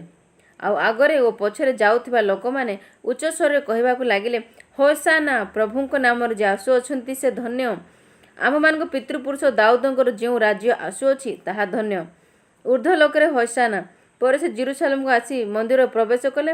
ପୁଣି ଚତୁର୍ଦ୍ଦିଗସ୍ଥ ସମସ୍ତ ବିଷୟ ନିରୀକ୍ଷଣ କରି ସନ୍ଧ୍ୟା ହୋଇଯିବାରୁ ଦ୍ୱାଦଶଙ୍କ ସହିତ ବେଥନିଆକୁ ବାହାରିଗଲେ। ତହିଁ ଆର ଦିନ ସେମାନେ ବେଥନିଆରୁ ଆସୁଥିବା ସମୟରେ ସେ କ୍ଷୁଧିତ ହେଲେ। ଆଉ ସେ ଦୂରରୁ ପତ୍ର ଥିବା ଗୋଟିଏ ଡିମ୍ବରି ଗଛ ଦେଖି କେଜାଣି ସେଥିରୁ ଫଳ ପାଇବେ ଏହି ଆଶାରେ ତାହା ପାଖକୁ ଗଲେ। କିନ୍ତୁ ପାଖକୁ ଆସି ସେ ପତ୍ର ବିନା ଆଉ କିଛି ପାଇଲେ ନାହିଁ। ସେତେବେଳେ ଡିମ୍ବରି ଫଳର ସମୟ ନଥିଲା। ସେଥିରେ ସେ ତାହାଙ୍କୁ କହିଲେ, ଆଉ କେବେ କେହି ତୋ ଠାରୁ ଫଳ ନ ଖାଉ? ତାହାଙ୍କ ଶିଷ୍ୟମାନେ ଏହି କଥା ଶୁଣିଲେ। ତାହାପରେ ସେମାନେ ଜେରୁସାଲେମକୁ ଆସିଲେ। ଆଉ ସେ ମନ୍ଦିରରେ ପ୍ରବେଶ କରି ସେ ସ୍ଥାନରେ କ୍ରୟ ବିକ୍ରୟ କରୁଥିବା ଲୋକମାନଙ୍କୁ ବାହାର କରିଦେବାକୁ ଲାଗିଲେ। ପୁଣି ମୁଦ୍ରା ବ୍ୟବସାୟୀମାନଙ୍କର ମେଜ ଓ କାପ୍ତା ବ୍ୟବସାୟୀମାନଙ୍କର ଆସନ ଓଲଟାଇ ପକାଇଲେ। ଆଉ ମନ୍ଦିର ମଧ୍ୟ ଦେଇ କାହାରିକି କୌଣସି ପାତ୍ର ଘେନିଯିବାକୁ ଅନୁମତି ଦେଲେ ନାହିଁ। ପୁଣି ସେ ସେମାନଙ୍କୁ ଶିକ୍ଷା ଦେଉ ଦେଉ କହିଲେ, ଏହା କ'ଣ ଲେଖା ନାହିଁ, ଆମ୍ଭର ଗୃହ ସମସ୍ତ ଜାତି ନିମନ୍ତେ ପ୍ରାର୍ଥନା ଗୃହ ବୋଲି ବିଖ୍ୟାତ ହେବ? କିନ୍ତୁ ତୁମେମାନେ ତାହାକୁ ଦସ୍ୟୁମାନଙ୍କ ଗହ୍ୱର କରିଅଛ। ସେମାନେ ପ୍ରଧାନ ଯାଜକ ଓ ଶାସ୍ତ୍ରୀମାନେ ଏହା ଶୁଣି ତାହାଙ୍କୁ କି ପ୍ରକାର ବିନାଶ କରିପାରନ୍ତି ତାହା ଚେଷ୍ଟା କରିବାକୁ ଲାଗିଲେ। କାରଣ ଲୋକସମୂହ ତାହାଙ୍କ ଶିକ୍ଷାରେ ଆଶ୍ଚର୍ଯ୍ୟାନ୍ୱିତ ହେବାରୁ ସେମାନେ ତାହାକୁ ଭୟ କରୁଥିଲେ। ପ୍ରତିଦିନ ସନ୍ଧ୍ୟା ସମୟରେ ସେମାନେ ନଗରରୁ ବାହାରି ଯାଉଥିଲେ। ସକାଳେ ସେହି ବାଟ ଦେଇ ଯିବା ସମୟରେ ସେମାନେ ଡିମ୍ବରି ଗଛଟି ମୂଳରୁ ଶୁଖି ଯାଇଥିବା ଦେଖିଲେ। ସେଥିରେ ପିତର ପୂର୍ବ କଥା ସ୍ମରଣ କରି ତାହାକୁ କହିଲେ, ହେ ଗୁରୁ, ଦେଖନ୍ତୁ, ଆପଣ ଯେଉଁ ଡିମ୍ବରି ଗଛକୁ ଶାପ ଦେଇଥିଲେ ତାହା ଶୁଖିଗଲାଣି। ଯୀଶୁ ସେମାନଙ୍କୁ ଉତ୍ତର ଦେଲେ, ଈଶ୍ୱରଙ୍କ ଠାରେ ବିଶ୍ୱାସ ରଖ। ମୁଁ ତୁମମାନଙ୍କୁ ସତ୍ୟ କହୁଛି, ଯେ କେହି ଏହି ପର୍ବତକୁ ତୁ ଉଠି ସମୁଦ୍ରରେ ଯାଇ ପଡ଼ ବୋଲି କହିବ, ଆଉ ଆପଣା ହୃଦୟରେ ସନ୍ଦେହ ନ କରି ଯାହା କହୁଅଛି ତାହା ଘଟିବ ବୋଲି ବିଶ୍ୱାସ କରିବ, ତାହା ନିମନ୍ତେ ତାହା ଘଟିବ। ଅତଏବ ମୁଁ ତୁମମାନଙ୍କୁ କହୁଛି, ତୁମେମାନେ ଯାହା ଯାହା ପ୍ରାର୍ଥନା କର ଓ ମାଗ, ସେସବୁ ପାଇଅଛ ବୋଲି ବିଶ୍ୱାସ କର, ସେଥିରେ ସେହି ସବୁ ପାଇବ। ପୁଣି ତୁମେମାନେ ଯେକୌଣସି ସମୟରେ ପ୍ରାର୍ଥନା କରିବାକୁ ଠିଆ ହୁଅ, ଯଦି କାହାରି ବିରୁଦ୍ଧରେ ତୁମମାନଙ୍କର କିଛି କଥା ଥାଏ, ତାହେଲେ କ୍ଷମା କର, ଯେପରି ତୁମମାନଙ୍କ ସ୍ୱର୍ଗସ୍ଥ ପିତା ମଧ୍ୟ ତୁମମାନଙ୍କ ଅପରାଧ ସବୁ କ୍ଷମା କରିବେ। କିନ୍ତୁ ତୁମେମାନେ ଯେବେ କ୍ଷମା ନ କର, ତେବେ ତୁମମାନଙ୍କ ସ୍ୱର୍ଗସ୍ଥ ପିତା ମଧ୍ୟ ତୁମମାନଙ୍କ ଅପରାଧ ସବୁ କ୍ଷମା କରିବେ ନାହିଁ। ପରେ ସେମାନେ ପୁନର୍ବାର ଜେରୁସାଲେମକୁ ଆସିଲେ। ଆଉ ସେ ମନ୍ଦିର ମଧ୍ୟରେ ଭ୍ରମଣ କରୁଥିବା ସମୟରେ ପ୍ରଧାନ ଯାଜକ, ଶାସ୍ତ୍ରୀ ଓ ପ୍ରାଚୀନ ବର୍ଗ ତାହାଙ୍କ ନିକଟକୁ ଆସି ପଚାରିଲେ, ତୁମେ କେଉଁ ଅଧିକାରରେ ଏ ସମସ୍ତ କରୁଅଛ? ଅବା ଏହା ସବୁ କରିବାକୁ ତୁମକୁ କିଏ ଏହି ଅଧିକାର ଦେଲା? କିନ୍ତୁ ଯୀଶୁ ସେମାନଙ୍କୁ କହିଲେ, ମୁଁ ତୁମମାନଙ୍କୁ ଗୋଟିଏ କଥା ପଚାରିବି, ମୋତେ ଉତ୍ତର ଦିଅ। ତାହା ହେଲେ ମୁଁ କେଉଁ ଅଧିକାର ଏ ସମସ୍ତ କରୁଅଛି ତାହା ତୁମମାନଙ୍କୁ କହିବି। ଯୋହାନଙ୍କର ବାପ୍ତିସ୍ମ ସ୍ୱର୍ଗରୁ ନା ମନୁଷ୍ୟଠାରୁ ହେଲା? ମୋତେ ଉତ୍ତର ଦିଅ। ସେଥିରେ ସେମାନେ ପରସ୍ପର ତର୍କ ବିତର୍କ କରି କହିବାକୁ ଲାଗିଲେ, ଯଦି ସ୍ୱର୍ଗରୁ ବୋଲି କହିବୁ, ତାହେଲେ ସେ କହିବେ, ତେବେ ତୁମେମାନେ କାହିଁକି ତାହାଙ୍କୁ ବିଶ୍ୱାସ କଲ ନାହିଁ? ଅବା ମନୁଷ୍ୟଠାରୁ ବୋଲି କ'ଣ କହିବା? ସେମାନେ ଲୋକସମୂହକୁ ଭୟ କରୁଥିଲେ, କାରଣ ସମସ୍ତେ ଯୋହାନଙ୍କୁ ପ୍ରକୃତରେ ଜଣେ ଭାବବାଦୀ ବୋଲି ମାନୁଥିଲେ। ଏଣୁ ସେମାନେ ଯୀଶୁଙ୍କୁ ଉତ୍ତର ଦେଲେ, ଆମ୍ଭେମାନେ ଜାଣୁନାହୁଁ। ଯୀଶୁ ସେମାନଙ୍କୁ କହିଲେ, ତେବେ ମୁଁ କେଉଁ ଅଧିକାରରେ ସମସ୍ତ କରୁଅଛି, ତାହା ମୁଁ ମଧ୍ୟ ତୁମମାନଙ୍କୁ କହିବି ନାହିଁ। ମାର୍କ ଲିଖିତ ସୁସମାଚାରର 12 ଅଧ୍ୟାୟ ପଠନ କରିବାକୁ ଯାଉଅଛି। ଏଥି ଉତ୍ତାରେ ସେ ସେମାନଙ୍କୁ ଦୃଷ୍ଟାନ୍ତରେ କହିବାକୁ ଲାଗିଲେ, ଜଣେ ବ୍ୟକ୍ତି ଗୋଟିଏ ଦ୍ରାକ୍ଷାକ୍ଷେତ୍ର କରି ତାହାର ଚାରିଆଡ଼େ ବାଡ଼ ଦେଲେ ଓ ଦ୍ରାକ୍ଷାକୁଣ୍ଡ ଖୋଳି ପ୍ରହରୀ ଗୃହ ନିର୍ମାଣ କଲେ। ପୁଣି କୃଷକମାନଙ୍କୁ ସେହି କ୍ଷେତ ଭାଗରେ ଦେଇ ବିଦେଶକୁ ଗମନ କଲେ।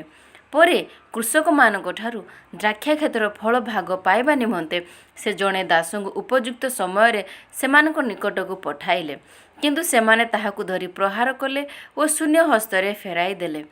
ସେ ପୁଣି ସେମାନଙ୍କ ନିକଟକୁ ଆଉ ଜଣେ ଦାସଙ୍କୁ ପଠାଇଲେ। ସେମାନେ ତାହାର ମଧ୍ୟ ମୁଣ୍ଡ ଫଟାଇ ଦେଲେ ଓ ତାହାକୁ ଅପମାନ କଲେ। से आउ जणକୁ ପଠାଇଲେ ସେମାନେ ତାହାଙ୍କୁ ମଧ୍ୟ ବଧ କଲେ।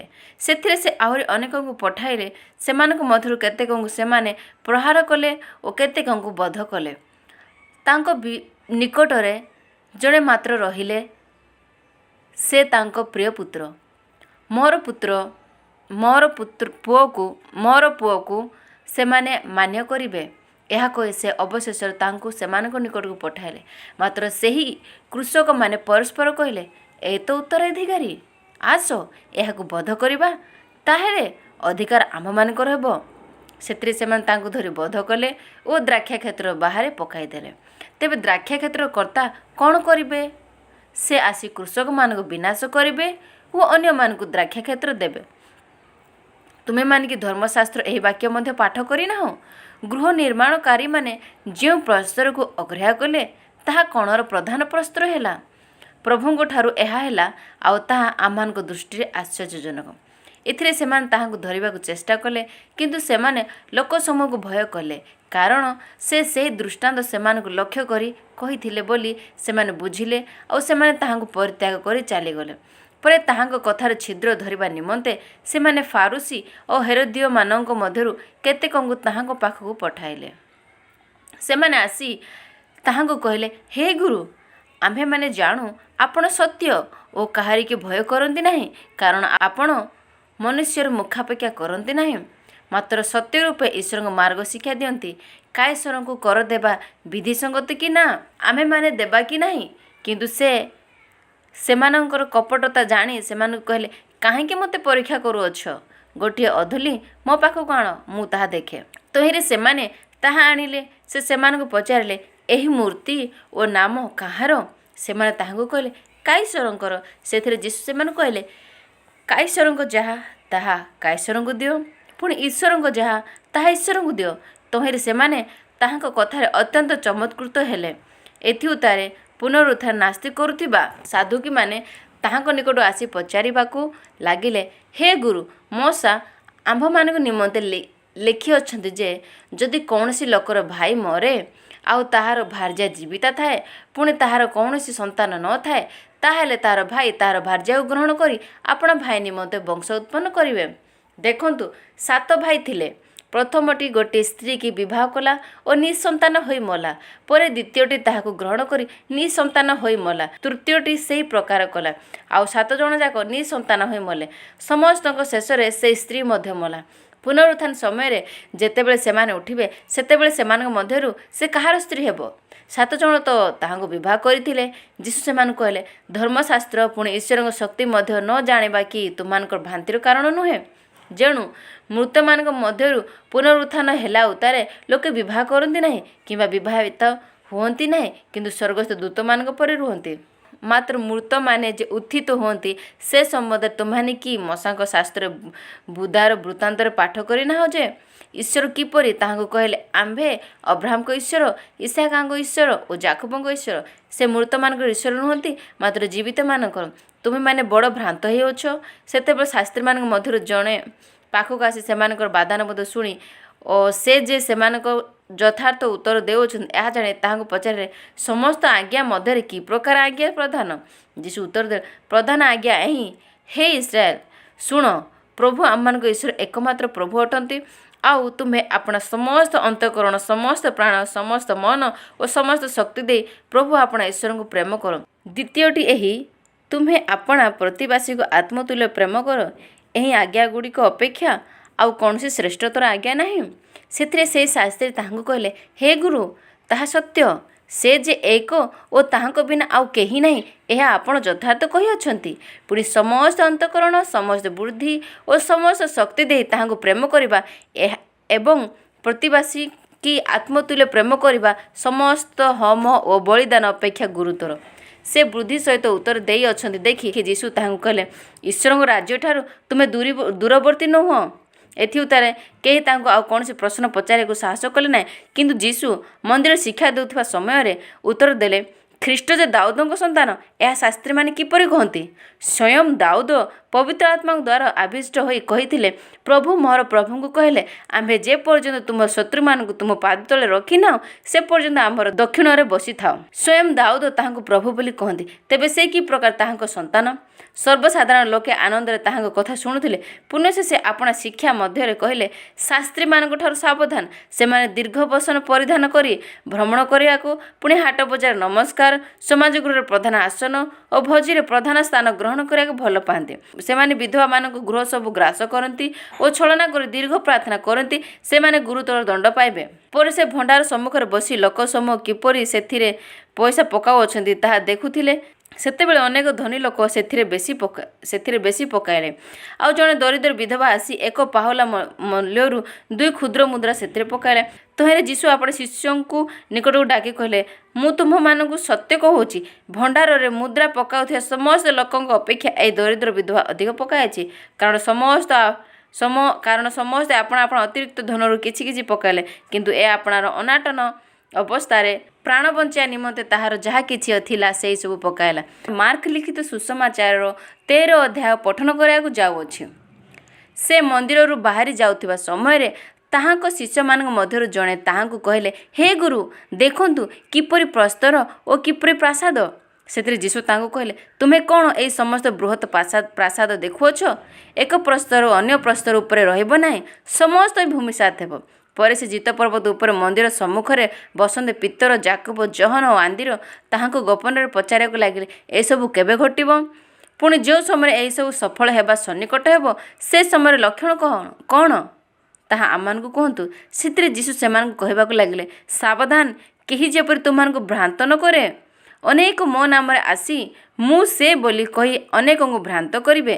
ମାତ୍ର ତୁମେମାନେ ଯେତେବେଳେ ଯୁଦ୍ଧର ବିଷୟ ଓ ସଂଗ୍ରାମର ଜନରବ ଶୁଣିବ, ସେତେବେଳେ ବ୍ୟାକୁଳ ହୁଅ ନାହିଁ। ଏହି ସମସ୍ତ ଅବଶ୍ୟ ଘଟିବ, କିନ୍ତୁ ସେହି କାଳ ସୁଦ୍ଧା ଯୁଗାନ୍ତ ନୁହେଁ। କାରଣ ଜାତି ବିପକ୍ଷରେ ଜାତି ଓ ରାଜ୍ୟ ବିପକ୍ଷରେ ରାଜ୍ୟ ଉଠିବ। ପୁଣି ସ୍ଥାନେ ସ୍ଥାନେ ଭୂମିକମ୍ପ ହେବ ଓ ଦୁର୍ଭିକ୍ଷ ପଡ଼ିବ। ଏହି ସମସ୍ତ ପ୍ରସବ ବେଦନାର ଆରମ୍ଭ ମାତ୍ର। କିନ୍ତୁ ତୁମେମାନେ ଆପଣା ବିଷୟରେ ସାବଧାନ ହୋଇଥାଅ। ଲୋକେ ତୁମମାନଙ୍କୁ ବିଚାର ସଭାମାନଙ୍କରେ ସମର୍ପଣ କରିବେ, ଆଉ ତୁମେମାନେ ସମାଜ ଗୃହରେ ପ୍ରହାରିତ ହେବ ଏବଂ ମୋ ସକାଶେ ଶାସନକର୍ତ୍ତା ଓ ରାଜାମାନଙ୍କ ଛାମୁରେ ସେମାନଙ୍କ ପ୍ରତି ସାକ୍ଷ୍ୟ ଦେବା ନିମନ୍ତେ ଠିଆ କରାଯିବ। ପୁଣି ସମସ୍ତ ଜାତି ନିକଟରେ ସୁସମାଚାର ପ୍ରଥମରେ ଅବଶ୍ୟ ଘୋଷଣା କରାଯିବ। ଏଣୁ ଯେତେବେଳେ ଲୋକେ ତୁମମାନଙ୍କୁ ଘେନିଯାଇ ସମର୍ପଣ କରିବେ, ସେତେବେଳେ ତୁମେମାନେ କ'ଣ କହିବ ସେ ବିଷୟରେ ପୂର୍ବରୁ ଚିନ୍ତିତ ହୁଅ ନାହିଁ। କିନ୍ତୁ ସେହି ଦଣ୍ଡରେ ତୁମମାନଙ୍କୁ ଯାହା ଦିଆଯିବ ତାହା କୁହ, କାରଣ ତୁମେମାନେ ବକ୍ତା ନୁହଁ, ମାତ୍ର ପବିତ୍ର ଆତ୍ମା ବକ୍ତା ଅଟନ୍ତି।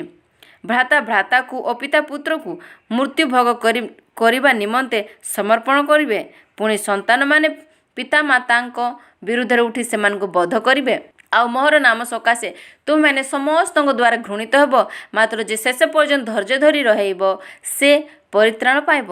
କିନ୍ତୁ ତୁମେମାନେ ଯେତେବେଳେ ସେହି ଉତ୍ସନନକାରୀ ଘୃଣ୍ୟ ବସ୍ତୁକୁ ଯେଉଁଠାରେ ଅବସ୍ଥିତ ହେବା ଉଚିତ ନୁହେଁ ସେଠାରେ ଅବସ୍ଥିତ ଦେଖିବ, ସେତେବେଳେ ଯେଉଁମାନେ ଯିହୁଦା ପ୍ରଦେଶରେ ଥାନ୍ତି ସେମାନେ ପର୍ବତମାଳାକୁ ପଳାଇ ଯାଆନ୍ତୁ। ଯେ ଛାତ ଉପରେ ଥାଏ ସେ ଆପଣା ଘରୁ କୌଣସି ପଦାର୍ଥ ଘେନିଯିବା ପାଇଁ ଓହ୍ଲାଇ ନ ଆସୁ ବା ଭିତରକୁ ନ ଯାଉ। ପୁଣି ଯେ କ୍ଷେତରେ ଥାଏ ସେ ଆପଣ ଚାଦର ଘେନିଯିବା ପାଇଁ ଲେଉଟି ନ ଯାଉ। ସେହି ସମୟରେ ଯେଉଁମାନେ ଗର୍ଭବତୀ ଓ ସ୍ତନ୍ୟଦାତ୍ରୀ, ହାୟ, ସେମାନେ କ୍ଲେଶର ପାତ୍ର। କିନ୍ତୁ ଏହା ଯେପରି ଶୀତକାଳରେ ନ ଘଟେ ଏଥିପାଇଁ ପ୍ରାର୍ଥନା କର, କାରଣ ସେହି କାଳରେ ଏପରି କ୍ଲେଶ ଘଟିବ ଯେ ଈଶ୍ୱରଙ୍କ କୃତ ସୃଷ୍ଟି ଆରମ୍ଭରୁ ଆଜି ପର୍ଯ୍ୟନ୍ତ ସେପରି ଘଟି ନାହିଁ, ପୁଣି କେବେ ଘଟିବ ନାହିଁ। ଆଉ ପ୍ରଭୁ ସେହି ସମୟ ଯେବେ ଉଣା କରି ନଥାନ୍ତେ, ତେବେ କୌଣସି ମର୍ତ୍ତ୍ୟ ପରିତ୍ରାଣ ପାଆନ୍ତା ନାହିଁ। ମାତ୍ର ସେ ଯେଉଁମାନଙ୍କୁ ମନୋନୀତ କରିଅଛନ୍ତି, ସେ ମନୋନୀତ ଲୋକଙ୍କ ନିମନ୍ତେ ଉକ୍ତ ସମୟ ଉଣା କରିଅଛନ୍ତି। ସେତେବେଳେ ଦେଖ ଖ୍ରୀଷ୍ଟ ଏଠାରେ କିମ୍ବା ଦେଖ ସେଠାରେ କେହି ଯେବେ ତୁମମାନଙ୍କୁ ଏପରି କହିବ, ତେବେ ତାହା ବିଶ୍ୱାସ କର ନାହିଁ। ଭଣ୍ଡ ଖ୍ରୀଷ୍ଟମାନେ ଓ ଭଣ୍ଡ ଭାବବାଦୀମାନେ ଉଠି ଏପରି ଚିହ୍ନ ଓ ଅଦ୍ଭୁତ କର୍ମମାନ ଦେଖାଇବେ ଯେ ଯଦି ସମ୍ଭବ ହୁଏ ତେବେ ମନୋନୀତ ଲୋକଙ୍କୁ ଭ୍ରାନ୍ତ କରିବେ। କିନ୍ତୁ ତୁମେମାନେ ସାବଧାନ ହୋଇଥାଅ। ମୁଁ ପୂର୍ବରୁ ତୁମମାନଙ୍କୁ ସମସ୍ତ ବିଷୟ ଜଣାଇଲି। ମାତ୍ର ସେହି ସମୟରେ ସେହି କ୍ଲେଶ ଉତ୍ତାରେ ସୂର୍ଯ୍ୟ ଅନ୍ଧକାରମୟ ହେବ ଓ ଚନ୍ଦ୍ର ଆଲୋକ ଦେବ ନାହିଁ। ପୁଣି ନକ୍ଷତ୍ରମାଳା ଆକାଶରୁ ଶଙ୍ଖଳିତ ହେବାକୁ ଲାଗିବ ଓ ଆକାଶ ମଣ୍ଡଳ ଶକ୍ତି ସମୂହ ବିଚଳିତ ହେବ। ସେତେବେଳେ ଲୋକେ ମନୁଷ୍ୟପୁତ୍ରଙ୍କୁ ମହାପରାକ୍ରମ ଓ ମହାମହିମା ସହ ମେଘମାଳାରେ ଆଗମନ କରିବା ଦେଖିବେ। ସେ ସମୟରେ ସେ ଦୂତମାନଙ୍କୁ ପ୍ରେରଣ କରି ପୃଥିବୀର ଶେଷ ସୀମାର ଆକାଶର ଶେଷ ସୀମା ପର୍ଯ୍ୟନ୍ତ ଚତୁର୍ଦିଗରୁ ଆପଣା ମନୋନୀତ ଲୋକମାନଙ୍କୁ ଏକତ୍ର କରିବେ। ଡିମ୍ବରି ବୃକ୍ଷର ଦୃଷ୍ଟାନ୍ତ ଶିକ୍ଷା କର। ଯେତେବେଳେ ତାହାର ଶାଖା ସରସ ହୋଇ ପଲ୍ଲବିତ ହୁଏ, ସେତେବେଳେ ଗ୍ରୀଷ୍ମକାଳ ସନ୍ନିକଟ ବୋଲି ତୁମେମାନେ ଜାଣିଥାଅ। ସେହିପରି ତୁମେମାନେ ମଧ୍ୟ ଏହି ସମସ୍ତ ଘଟଣା ଦେଖିଲେ ସେ ଦ୍ୱାରର ସନ୍ନିକଟ ଏହା ଜାଣ। ମୁଁ ତୁମମାନେ ସତ୍ୟ କହୁଛି, ଏ ସମସ୍ତ ନ ଘଟିବା ପର୍ଯ୍ୟନ୍ତ ଏହି ବର୍ତ୍ତମାନ ପୁରୁଷ କୌଣସି ପ୍ରକାର ଲୋପ ପାଇବ ନାହିଁ। ଆକାଶ ଓ ପୃଥିବୀ ଲୋପ ପାଇବ, ମାତ୍ର ମୋହର ବାକ୍ୟ ସମୂହ ଲୋପ ପାଇବ ନାହିଁ। କିନ୍ତୁ ସେହି ଦିନ କି ଦଣ୍ଡ ବିଷୟ କେହି ଜାଣନ୍ତି ନାହିଁ, ସ୍ୱର୍ଗସ୍ଥ ଦୂତମାନେ କିମ୍ବା ପୁତ୍ର ସୁଦ୍ଧା ଜାଣନ୍ତି ନାହିଁ, କେବଳ ପିତା ଜାଣନ୍ତି। ତୁମେମାନେ ସାବଧାନ ହୋଇଥାଅ, ଜାଗି ରୁହ, କାରଣ ସେ ସମୟ କେବେ ହେବ ତାହା ତୁମେମାନେ ଜାଣ ନାହିଁ। ତାହା ଏହିପରି ଯେପରି ଜଣେ ବ୍ୟକ୍ତି ଆପଣା ଗୃହ ତ୍ୟାଗ କରି ବିଦେଶରେ ପ୍ରବାସ କରୁଅଛନ୍ତି, ଆଉ ସେ ଆପଣା ଦାସମାନଙ୍କୁ ଅଧିକାର ଦେଇ ପ୍ରତ୍ୟେକର କାର୍ଯ୍ୟ ନିରୂପଣ କରିଅଛନ୍ତି ଓ ଦ୍ୱାରିକି ମଧ୍ୟ ଜାଗି ରହିବାକୁ ଆଜ୍ଞା ଦେଇଅଛନ୍ତି। ଅତଏବ କାଳେ ଗୃହକର୍ତ୍ତା ଅକସ୍ମାତ୍ ଆସି ତୁମମାନଙ୍କୁ ନିଦ୍ରିତ ଦେଖନ୍ତି, ଏଥିନିମନ୍ତେ ଜାଗ୍ରତ ଥାଅ, କାରଣ ସେ ସନ୍ଧ୍ୟାବେଳେ କି ଅଧରାତିରେ କି କୁକୁଡ଼ା ଡାକିବା ସମୟରେ କି ସକାଳେ କେତେବେଳେ ଯେ ଆସିବେ ତାହା ତୁମେମାନେ ଜାଣ ନାହିଁ। ମୁଁ ତୁମମାନଙ୍କୁ ଯାହା କହୁଛି ତାହା ସମସ୍ତଙ୍କୁ କହୁଅଛି, ଜାଗ୍ରତ ଥାଅ। ମାର୍କ ଲିଖିତ ସୁସମାଚାରର 14 ଅଧ୍ୟାୟ ପଠନ କରିବାକୁ ଯାଉଅଛି। ନିସ୍ତାର ପର୍ବ ଓ ଖମିର ଶୂନ୍ୟ ରୋଟିର ପର୍ବ ପଡ଼ିବାକୁ 2 ଦିନ ଥିଲା। ସେହି ସମୟରେ ପ୍ରଧାନ ଯାଜକ ଓ ଶାସ୍ତ୍ରୀମାନେ କିପରି ତାହାଙ୍କୁ ଛଳରେ ଧରି ବଧ କରିପାରନ୍ତି, ସେଥିର ଉପାୟ ଖୋଜୁଥିଲେ। କାରଣ ସେମାନେ କହିଲେ, ପର୍ବ ସମୟରେ ନୁହେଁ, କାଳେ ଲୋକଙ୍କ ମଧ୍ୟରେ ଗଣ୍ଡଗୋଳ ହେବ। ସେ ବେଥନିଆରେ କୁଷ୍ଟି ସିମୋନଙ୍କ ଗୃହରେ ଭୋଜନରେ ବସିବା ସମୟରେ ଜଣେ ସ୍ତ୍ରୀ ଲୋକ ଗୋଟିଏ ପାତ୍ରରେ ବହୁମୂଲ୍ୟ ବିଶୁଦ୍ଧ ଜଟାମାଂସ ତୈଳ ଆଣି ସେହି ପାତ୍ର ଭାଙ୍ଗି ତାହାଙ୍କ ମସ୍ତକରେ ଢାଳିବାକୁ ଲାଗିଲା। କିନ୍ତୁ କେତେକ ଲୋକ ବିରକ୍ତ ହୋଇ ପରସ୍ପରକୁ କହିଲେ, ତୈଳ କାହିଁକି ଏପରି ନଷ୍ଟ ହେଲା? ଏହି ତୈଳ ତ 150 ଟଙ୍କାରୁ ଅଧିକ ମୂଲ୍ୟରେ ବିକ୍ରୟ କରାଯାଇ ଦରିଦ୍ରମାନଙ୍କୁ ଦିଆଯାଇ ପାରିଥାନ୍ତା। ତେଣୁ ସେମାନେ ସେ ସ୍ତ୍ରୀ ଲୋକକୁ ଭର୍ତ୍ସନା କରିବାକୁ ଲାଗିଲେ।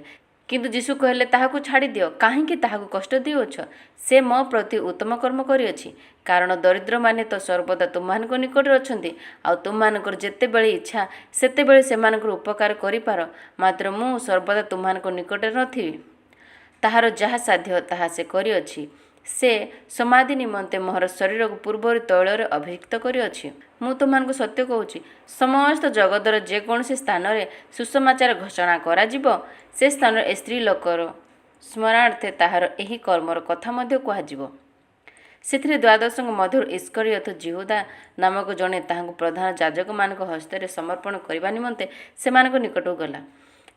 ସେମାନେ ତାହା ଶୁଣି ଆନନ୍ଦିତ ହେଲେ ଓ ତାହାଙ୍କୁ ଟଙ୍କା ଦେବା ପାଇଁ ପ୍ରତିଜ୍ଞା କଲେ। ସେଥିରେ ସେ ତାହାଙ୍କୁ ସୁବିଧା ଅନୁସାରେ କିପରି ଧରାଇ ଦେଇପାରେ ଏହା ଅନ୍ୱେଷଣ କରିବାକୁ ଲାଗିଲା। ପରେ ଖମିରଶୂନ୍ୟ ରୋଟି ପର୍ବର ପ୍ରଥମ ଦିନରେ, ଯେଉଁଦିନ ନିସ୍ତାର ପର୍ବର ମେଷଶାବକ ବଳିଦାନ କରାଯାଏ, ସେହିଦିନ ତାହାଙ୍କ ଶିଷ୍ୟମାନେ ତାହାଙ୍କୁ ପଚାରିଲେ, ଆମ୍ଭେମାନେ ଯାଇ କେଉଁ ସ୍ଥାନରେ ଆପଣଙ୍କ ନିମନ୍ତେ ନିସ୍ତାର ପର୍ବର ଭୋଜ ପ୍ରସ୍ତୁତ କରିବୁ ବୋଲି ଆପଣ ଇଚ୍ଛା କରନ୍ତି? ସେଥିରେ ସେ ଆପଣା ଶିଷ୍ୟମାନଙ୍କ ମଧ୍ୟରୁ 2 ଜଣଙ୍କୁ ଏହା କହି ପଠାଇଲେ, ତୁମ୍ଭେମାନେ ନଗରକୁ ଯାଅ, ଆଉ ଜଳକୁମ୍ଭ ଘେନି ଯାଉଥିବା ଜଣେ ଲୋକ ତୁମ୍ଭମାନଙ୍କୁ ଭେଟିବ, ତାହାର ପଛେ ପଛେ ଯାଅ। ସେ ଯେଉଁ ଗୃହରେ ପ୍ରବେଶ କରିବ, ସେହି ଗୃହର କର୍ତ୍ତାଙ୍କୁ କୁହ, ଗୁରୁ ପଚାରୁଅଛନ୍ତି, ମୁଁ ମୋହର ଶିଷ୍ୟମାନଙ୍କ ସହିତ ଯେଉଁଠାରେ ନିସ୍ତାର ପର୍ବର ଭୋଜ ପାଳନ କରିବି, ମୋହର ସେହି ଅତିଥିଶାଳା କାହିଁ? ସେଥିରେ ସେ ତୁମମାନଙ୍କୁ ସୁସଜ୍ଜିତ ଓ ପ୍ରସ୍ତୁତ ଗୋଟିଏ ଉପରିସ୍ଥ ବୃହତ୍ କୋଠରୀ ଦେଖାଇ ଦେବେ। ସେ ସ୍ଥାନ ଆମମାନଙ୍କ ପାଇଁ ପ୍ରସ୍ତୁତ କର। ତହିଁରେ ଶିଷ୍ୟମାନେ ପ୍ରସ୍ଥାନ କରି ନଗରରେ ପ୍ରବେଶ କଲେ। ପୁଣି ସେ ସେମାନଙ୍କୁ ଯେପରି କହିଥିଲେ, ସେହିପରି ଦେଖି ନିସ୍ତାର ପର୍ବର ଭୋଜ ପ୍ରସ୍ତୁତ କଲେ। ସନ୍ଧ୍ୟା ହୁଅନ୍ତେ ସେ 12ଙ୍କ ସହିତ ଆସିଲେ। ସେମାନେ ବସି ଭୋଜନ କରୁଥିବା ସମୟରେ ଯୀଶୁ କହିଲେ, ମୁଁ ତୁମମାନଙ୍କୁ ସତ୍ୟ କହୁଛି, ତୁମମାନଙ୍କ ମଧ୍ୟରୁ ଜଣେ ଯେ କି ମୋ ସାଙ୍ଗରେ ଭୋଜନ କରୁଛି, ସେ ମୋତେ ଶତ୍ରୁ ହସ୍ତରେ ସମର୍ପଣ କରିବ। ସେଥିରେ ସେମାନେ ଦୁଃଖିତ ହୋଇ ଜଣ ଜଣ କରି ତାହାଙ୍କୁ ପଚାରିବାକୁ ଲାଗିଲେ, ସେ କ'ଣ ମୁଁ? ସେ ସେମାନଙ୍କୁ କହିଲେ, 12ଙ୍କ ମଧ୍ୟରୁ ଜଣେ ଯେ କି ମୋ ସହିତ ପାତ୍ରରେ ହାତ ବୁଡ଼ାଇଅଛି। ମନୁଷ୍ୟ ପୁତ୍ରଙ୍କ ବିଷୟରେ ଯେପରି ଲେଖା ଅଛି, ସେହିପରି ସେ ପ୍ରୟାଣ କରୁଅଛନ୍ତି ସତ୍ୟ। କିନ୍ତୁ ଯେଉଁ ଲୋକ ଦ୍ୱାରା ମନୁଷ୍ୟପୁତ୍ର ଶତ୍ରୁ ହସ୍ତରେ ସମର୍ପିତ ହୋଇଅଛି, ହାୟ ସେ ଦଣ୍ଡର ପାତ୍ର। ସେହି ଲୋକର ଜନ୍ମ ହୋଇନଥିଲେ ତାହା ପକ୍ଷରେ ଭଲ ହୋଇଥାନ୍ତା। ସେମାନେ ଭୋଜନ କରୁଥିବା ସମୟରେ ସେ ରୋଟି ଘେନି ଆଶୀର୍ବାଦ କଲେ ଓ ତାହା ଭାଙ୍ଗି ସେମାନଙ୍କୁ ଦେଇ କହିଲେ, ନିଅ, ଏହା ମୋହର ଶରୀର। ପୁଣି ସେ ପାନପାତ୍ର ଘେନି ଧନ୍ୟବାଦ କରି ସେମାନଙ୍କୁ ଦେଲେ ଓ ସମସ୍ତେ ସେଥିରୁ ପାନ କଲେ। ଆଉ ସେ ସେମାନଙ୍କୁ କହିଲେ, ଯେଉଁ ନିୟମର ରକ୍ତ ଅନେକଙ୍କ ନିମନ୍ତେ ପାତିତ ହୋଇଅଛି, ଏ ମୋହର ସେହି ରକ୍ତ। ମୁଁ ତୁମମାନଙ୍କୁ ସତ୍ୟ କହୁଛି, ଯେଉଁଦିନ ମୁଁ ଈଶ୍ୱରଙ୍କ ରାଜ୍ୟରେ ନୂଆ କରି ଦ୍ରାକ୍ଷାଫଳ ରସ ପାନ କରିବି, ସେହିଦିନ ପର୍ଯ୍ୟନ୍ତ ଏହା ଆଉ କେବେ ହେଁ ପାନ କରିବି ନାହିଁ। ପୁଣି ସେମାନେ ସ୍ତବଗାନ କଲା ଉତ୍ତାରେ ଜିତ ପର୍ବତକୁ ବାହାରିଗଲେ। ସେତେବେଳେ ଯୀଶୁ ସେମାନଙ୍କୁ କହିଲେ, ତୁମେମାନେ ସମସ୍ତେ ବିଘ୍ନ ପାଇବ, କାରଣ ଲେଖା ଅଛି, ଆମ୍ଭେ ମେଷମାନଙ୍କୁ ପ୍ରହାର କରିବା ଆଉ ମେଷଗୁଡ଼ିକ ଛିନ୍ନ ଭିନ୍ନ ହୋଇଯିବେ। କିନ୍ତୁ ମୁଁ ଉତ୍ଥିତ ହେଲା ଉତ୍ତାରେ ତୁମମାନଙ୍କ ଆଗେ ଗାଲିଲକୁ ଯିବି। ମାତ୍ର ପିତର ତାହାଙ୍କୁ କହିଲେ, ଯଦି ବି ସମସ୍ତେ ବିଘ୍ନ ପାଇବେ, ତଥାପି ମୁଁ ପାଇବି ନାହିଁ। ଯୀଶୁ ତାଙ୍କୁ କହିଲେ, ମୁଁ ତୁମକୁ ସତ୍ୟ କହୁଛି, ଆଜି ଏହି ରାତିରେ କୁକୁଡ଼ା ଦ୍ୱିତୀୟ ଥର ଡାକିବା ପୂର୍ବରୁ ତୁମେ ମୋତେ 3 ଥର ଅସ୍ୱୀକାର କରିବ। କିନ୍ତୁ ସେ ଅତି ଦୃଢ଼ ରୂପେ କହିବାକୁ ଲାଗିଲା, ଯଦି ମୋତେ ଆପଣଙ୍କ ସଙ୍ଗରେ ମରିବାକୁ ହୁଏ, ତଥାପି ମୁଁ ଆପଣଙ୍କୁ କେବେ ହେଁ ଅସ୍ୱୀକାର କରିବି ନାହିଁ। ପୁଣି ସମସ୍ତେ ମଧ୍ୟ ସେହି ପ୍ରକାର କହିଲେ। ପରେ ସେମାନେ ଗେଥସିମାନି ନାମକ ଗୋଟିଏ ସ୍ଥାନକୁ ଆସିଲେ। ଆଉ ସେ ଆପଣ ଶିଷ୍ୟମାନଙ୍କୁ କହିଲେ, ମୁଁ ପ୍ରାର୍ଥନା କରୁଥିବା ପର୍ଯ୍ୟନ୍ତ ତୁମେମାନେ ଏଠାରେ ବସିଥାଅ। ପୁଣି ସେ ପିତର, ଯାକୋବ ଓ ଯୋହନଙ୍କୁ ସାଙ୍ଗରେ ଘେନି ଅତ୍ୟନ୍ତ ବିସ୍ମୟାନ୍ୱିତ ଓ ବ୍ୟଥିତ ହେବାକୁ ଲାଗିଲେ। ସେଥିରେ ସେ ସେମାନଙ୍କୁ କହିଲେ, ମୋର ପ୍ରାଣ ମୃତ୍ୟୁଭୋଗ କରିବା ପରି ଅତ୍ୟନ୍ତ ଶୋକାକୁଳ ହେଉଅଛି। ତୁମେମାନେ ଏଠାରେ ରହି ଜାଗିଥାଅ। ପୁଣି ସେ ଅଳ୍ପ ଦୂର ଆଗକୁ ଯାଇ ଭୂମିରେ ପଡ଼ି ଯଦି ହୋଇପାରେ ସେହି ସମୟ ତାହାଙ୍କ ଠାରୁ ଯେପରି ଦୂର ହୁଏ, ଏଥି ନିମନ୍ତେ ପ୍ରାର୍ଥନା କରିବାକୁ ଲାଗିଲେ। ଆଉ ସେ କହିଲେ, ଆବ୍ବା ପିତା, ସମସ୍ତ ତୁମ୍ଭର ସାଧ୍ୟ, ଏହି ପାନପାତ୍ର ମୋ ଠାରୁ ଦୂର କର। ତଥାପି ମୋର ଇଚ୍ଛା ନୁହେଁ, ମାତ୍ର ତୁମ୍ଭର ଇଚ୍ଛା। ପୁଣି ସେ ଆସି ସେମାନଙ୍କୁ ନିଦ୍ରିତ ଦେଖିଲେ ଓ ପିତରଙ୍କୁ କହିଲେ, ସିମୋନ, ତୁମେ କ'ଣ ଶୋଇପଡ଼ିଲ? ଦଣ୍ଡେ ହେଲେ ଜାଗି ପାରିଲ ନାହିଁ? ପରୀକ୍ଷାରେ ଯେପରି ନ ପଡ଼, ଏଥିପାଇଁ ଜାଗି ରହି ପ୍ରାର୍ଥନା କର। ଆତ୍ମା ଇଚ୍ଛୁକ ସତ୍ୟ, ମାତ୍ର ଶରୀର ଦୁର୍ବଳ। ସେ ପୁନର୍ବାର ଯାଇ ପୂର୍ବ ପରି କଥା କହି ପ୍ରାର୍ଥନା କଲେ। ପୁନଃ ସେ ଆସି ସେମାନଙ୍କୁ ନିଦ୍ରିତ ଦେଖିଲେ, କାରଣ ସେମାନଙ୍କ ଆଖି ମାଡ଼ି ପଡ଼ୁଥିଲା, ଆଉ ସେମାନେ ତାହାକୁ କି ଉତ୍ତର ଦେବେ ତାହା ଜାଣିନଥିଲେ। ସେ ତୃତୀୟ ଥର ଆସି ସେମାନଙ୍କୁ କହିଲେ, ଅଳ୍ପ କ୍ଷଣ ଶୟନ କରି ବିଶ୍ରାମ କର, ଯଥେଷ୍ଟ ହେଲାଣି, ସେହି ସମୟ ଉପସ୍ଥିତ। ଦେଖ, ମନୁଷ୍ୟପୁତ୍ର ପାପୀମାନଙ୍କ ହସ୍ତରେ ସମର୍ପିତ ହେଉଅଛନ୍ତି। ଉଠ, ଆମ୍ଭେମାନେ ଯିବା। ଦେଖ, ଯେ ମୋତେ ଶତ୍ରୁ ହସ୍ତରେ ସମର୍ପଣ କରୁଅଛି, ସେ ନିକଟବର୍ତ୍ତୀ। ଆଉ ତତ୍କ୍ଷଣାତ୍ ସେ କଥା କହୁଥିବା ସମୟରେ ଦ୍ୱାଦଶଙ୍କ ମଧ୍ୟରୁ ଯିହୁଦା ନାମକ ଜଣେ ଏବଂ ତାହା ସହିତ ପ୍ରଧାନ ଯାଜକ, ଶାସ୍ତ୍ରୀ, ପ୍ରାଚୀନମାନଙ୍କ ଠାରୁ ଲୋକସମୂହ ଖଡ଼୍ଗ ଓ ଯଷ୍ଟି ଧରି ଆସିଲେ। ଇତିମଧ୍ୟରେ ପ୍ରଧାନ ଯାଜକମାନେ ଓ ସମସ୍ତେ ମହାସଭା ଯୀଶୁଙ୍କୁ ବଧ କରିବା ନିମନ୍ତେ ତାହାଙ୍କ ବିରୁଦ୍ଧରେ ସାକ୍ଷ୍ୟ ଅନ୍ୱେଷଣ କରିବାକୁ ଲାଗିଲେ, କିନ୍ତୁ ପାଇଲେ ନାହିଁ, କାରଣ ଅନେକେ ତାହାଙ୍କ ବିରୁଦ୍ଧରେ ମିଥ୍ୟା ସାକ୍ଷ୍ୟ ଦେଲେ, ହେ ସେମାନଙ୍କର ସାକ୍ଷ୍ୟ ମିଶିଲା ନାହିଁ। ପରେ କେତେକ ଲୋକ ଉଠି ତାହାଙ୍କ ବିରୁଦ୍ଧରେ ମିଥ୍ୟା ସାକ୍ଷ୍ୟ ଦେଇ କହିବାକୁ ଲାଗିଲେ, ଆମ୍ଭେମାନେ ଏହାକୁ ଏହି କଥା କହିବା ଶୁଣିଅଛୁ, ମୁଁ ଏହି ହସ୍ତକୃତ ମନ୍ଦିରକୁ ଭାଙ୍ଗି 3 ଦିନ ମଧ୍ୟରେ ଆଉ ଗୋଟିଏ ଅହସ୍ତକୃତ ମନ୍ଦିର ନିର୍ମାଣ କରିବି। କିନ୍ତୁ ଏଥିରେ ମଧ୍ୟ ସେମାନଙ୍କ ସାକ୍ଷ୍ୟ ମିଶିଲା ନାହିଁ। ତହିଁରେ ମହାଯାଜକ ମଧ୍ୟସ୍ଥଳରେ ଠିଆ ହୋଇ ଯୀଶୁଙ୍କୁ ପଚାରିଲେ, ତୁମ ବିରୁଦ୍ଧରେ ଏମାନେ ଯେଉଁ ସାକ୍ଷ୍ୟ ଦେଇଅଛନ୍ତି, ସେଥିରେ କିଛି ଉତ୍ତର ଦେଉନାହଁ? କିନ୍ତୁ ସେ ମୌନ ହୋଇ ରହି କୌଣସି ଉତ୍ତର ଦେଲେ ନାହିଁ। ମହାଯାଜକ ପୁନର୍ବାର ତାହାଙ୍କୁ ପଚାରିଲେ, ତୁମ୍ଭେ କି ମଙ୍ଗଳମୟଙ୍କ ପୁତ୍ର ଖ୍ରୀଷ୍ଟ? ଯୀଶୁ କହିଲେ, ମୁଁ ସେହି। ପୁଣି ଆପଣମାନେ ମନୁଷ୍ୟପୁତ୍ରଙ୍କୁ ପରାକ୍ରମର ଦକ୍ଷିଣ ପାର୍ଶ୍ୱରେ ଉପବିଷ୍ଟ ଓ ଆକାଶର ମେଘମାଳରେ ଆଗମନ କରିବା ଦେଖିବେ। ସେଥିରେ ମହାଯାଜକ ଆପଣା ଅଙ୍ଗରଖା ଚିରି କହିଲେ, ସାକ୍ଷୀର ଆମମାନଙ୍କର ଆଉ କ'ଣ ପ୍ରୟୋଜନ? ଆପଣମାନେ ତ ଈଶ୍ୱର ନିନ୍ଦା ଶୁଣିଲେ, ଆପଣମାନଙ୍କର ବିଚାର କ'ଣ? ଏଥିରେ ସେମାନେ ସମସ୍ତେ ସେ ପ୍ରାଣଦଣ୍ଡର ଯୋଗ୍ୟ ବୋଲି ମତ ଦେଲେ। ପୁଣି କେହି କେହି ତାହାଙ୍କ ଉପରେ ଛେପ ପକାଇବାକୁ ଲାଗିଲେ ଓ ତାହାଙ୍କ ମୁହଁ ଘୋଡ଼ାଇ ତାହାଙ୍କୁ ବିଧା ମାରି କହିବାକୁ ଲାଗିଲେ, ତୁ ପରା ଭାବବାଦୀ, ପ୍ରମାଣ ଦେ। ଆଉ ପଦାଧିକମାନେ ଚାପୁଡ଼ା ମାରୁ ମାରୁ ତାହାକୁ ଧରି ଘେନିଗଲେ। ଇତିମଧ୍ୟରେ ପିତର ତଳେ ପ୍ରାଙ୍ଗଣରେ ଥିବା ସମୟରେ ମହାଯାଜକଙ୍କର ଜଣେ ଦାସୀ ଆସି ପିତରଙ୍କୁ ନିଆଁ ପୋଉଁଥିବା ଦେଖିଲା, ଆଉ ତାଙ୍କୁ ଏକ ଦୃଷ୍ଟିରେ ଚାହିଁ କହିଲା, ତୁମେ ମଧ୍ୟ ନାଜରୀତୀୟ ଯୀଶୁଙ୍କ ସାଙ୍ଗରେ ଥିଲ। କିନ୍ତୁ ସେ ଅସ୍ୱୀକାର କରି କହିଲେ, ମୁଁ ତାଙ୍କୁ ଜାଣେ ନାହିଁ। ଆଉ ତୁମେ କ'ଣ କହୁଛ, ମୁଁ ବୁଝୁନାହିଁ। ପରେ ସେ ଦାଣ୍ଡ ଦୁଆରକୁ ବାହାରିଗଲେ। ପୁଣି ସେହି ଦାସୀ ତାଙ୍କୁ ଦେଖି ପାଖରେ ଠିଆ ହୋଇଥିବା ଲୋକମାନଙ୍କୁ ଆଉ ଥରେ କହିବାକୁ ଲାଗିଲା, ଏ ସେମାନଙ୍କ ମଧ୍ୟରୁ ଜଣେ। କିନ୍ତୁ ସେ ପୁନର୍ବାର ଅସ୍ୱୀକାର କରିବାକୁ ଲାଗିଲା। ପୁନଃ ସେ ଅଳ୍ପ ସମୟ ପରେ ପାଖରେ ଠିଆ ହୋଇଥିବା ଲୋକମାନେ ପିତରଙ୍କୁ କହିଲେ, ତୁମେ ନିଶ୍ଚୟ ସେମାନଙ୍କ ମଧ୍ୟରୁ ଜଣେ, କାରଣ ତୁମେ ତ ଗାଲିଲୀୟ ଲୋକ। କିନ୍ତୁ ସେ ଅଭିଶାପ ଦେଇ ଓ ରାଣ ପକାଇ କହିବାକୁ ଲାଗିଲା, ତୁମେମାନେ କେଉଁ ଲୋକର କଥା କହୁଅଛ, ମୁଁ ତାକୁ ଜାଣେ ନାହିଁ। ସେହି କ୍ଷଣି କୁକୁଡ଼ା ଦ୍ୱିତୀୟ ଥର ଡାକିଲା। ଏଥିରେ କୁକୁଡ଼ା ଦ୍ୱିତୀୟ ଥର ଡାକିବା ପୂର୍ବରୁ ତୁମେ ମୋତେ 3 ଥର ଅସ୍ୱୀକାର କରିବ। ଏହି ଯେଉଁ କଥା ଯୀଶୁ ପିତରଙ୍କୁ କହିଥିଲେ, ତାହା ତାଙ୍କ ମନରେ ପଡ଼ିଲା, ଆଉ ସେ ସେହି କଥା ଭାବି ରୋଦନ କରିବାକୁ ଲାଗିଲେ। ମାର୍କ ଲିଖିତ ସୁସମାଚାରର 15 ଅଧ୍ୟାୟ ପଠନ କରିବାକୁ ଯାଉଛି। ପ୍ରଭାତ ହେବା ମାତ୍ର ସମସ୍ତ ମହାସଭା ଅର୍ଥାତ୍ ପ୍ରାଚୀନ ଓ ଶାସ୍ତ୍ରୀମାନଙ୍କ ସହିତ ପ୍ରଧାନ ଯାଜକମାନେ ସଭା କରି ଯୀଶୁଙ୍କୁ ବାନ୍ଧି ଘେନିଯାଇ ପିଲାତଙ୍କ ହସ୍ତରେ ସମର୍ପଣ କଲେ। ପିଲାତ ତାହାଙ୍କୁ ପଚାରିଲେ, ତୁମେ କି ଯିହୁଦୀମାନଙ୍କର ରାଜା? ସେ ତାଙ୍କୁ ଉତ୍ତର ଦେଲେ, ଆପଣ କହୁଅଛନ୍ତି। ଆଉ ପ୍ରଧାନ ଯାଜକମାନେ ତାହାଙ୍କ ବିରୁଦ୍ଧରେ ଅନେକ ଅଭିଯୋଗ କରିବାକୁ ଲାଗିଲେ। ସେଥିରେ ପିଲାତ ପୁନର୍ବାର ତାହାଙ୍କୁ ପଚାରିଲେ, ତୁମେ କିଛି ଉତ୍ତର ଦେଉନାହଁ? ଦେଖ, ଏମାନେ ତୁମ ବିରୁଦ୍ଧରେ କେତେ ଅଭିଯୋଗ କରୁଅଛନ୍ତି। କିନ୍ତୁ ଯୀଶୁ ଆଉ କୌଣସି ଉତ୍ତର ଦେଲେ ନାହିଁ। ସେଥିରେ ପିଲାତ ଚମତ୍କୃତ ହେଲେ। ମାତ୍ର ପର୍ବ ସମୟରେ ଲୋକମାନେ ଯେଉଁ ବନ୍ଦୀକୁ ମାଗୁଥିଲେ ତାହାଙ୍କୁ ସେ ସେମାନଙ୍କ ନିମନ୍ତେ ମୁକ୍ତ କରୁଥିଲେ। ଯେଉଁ ବିପ୍ଳବୀମାନେ ବିପ୍ଳବ ସମୟରେ ନରହତ୍ୟା କରିଥିଲେ ସେମାନଙ୍କ ସହିତ ବାରଦା ନାମକ ଜଣେ ଲୋକ ବନ୍ଦୀ ଥିଲା। ତେଣୁ ଲୋକସମୂହ ଉପରକୁ ଯାଇ ତାଙ୍କୁ ଆପଣା ରୀତି ଅନୁସାରେ କରିବା ନିମନ୍ତେ ଅନୁରୋଧ କରିବାକୁ ଲାଗିଲେ।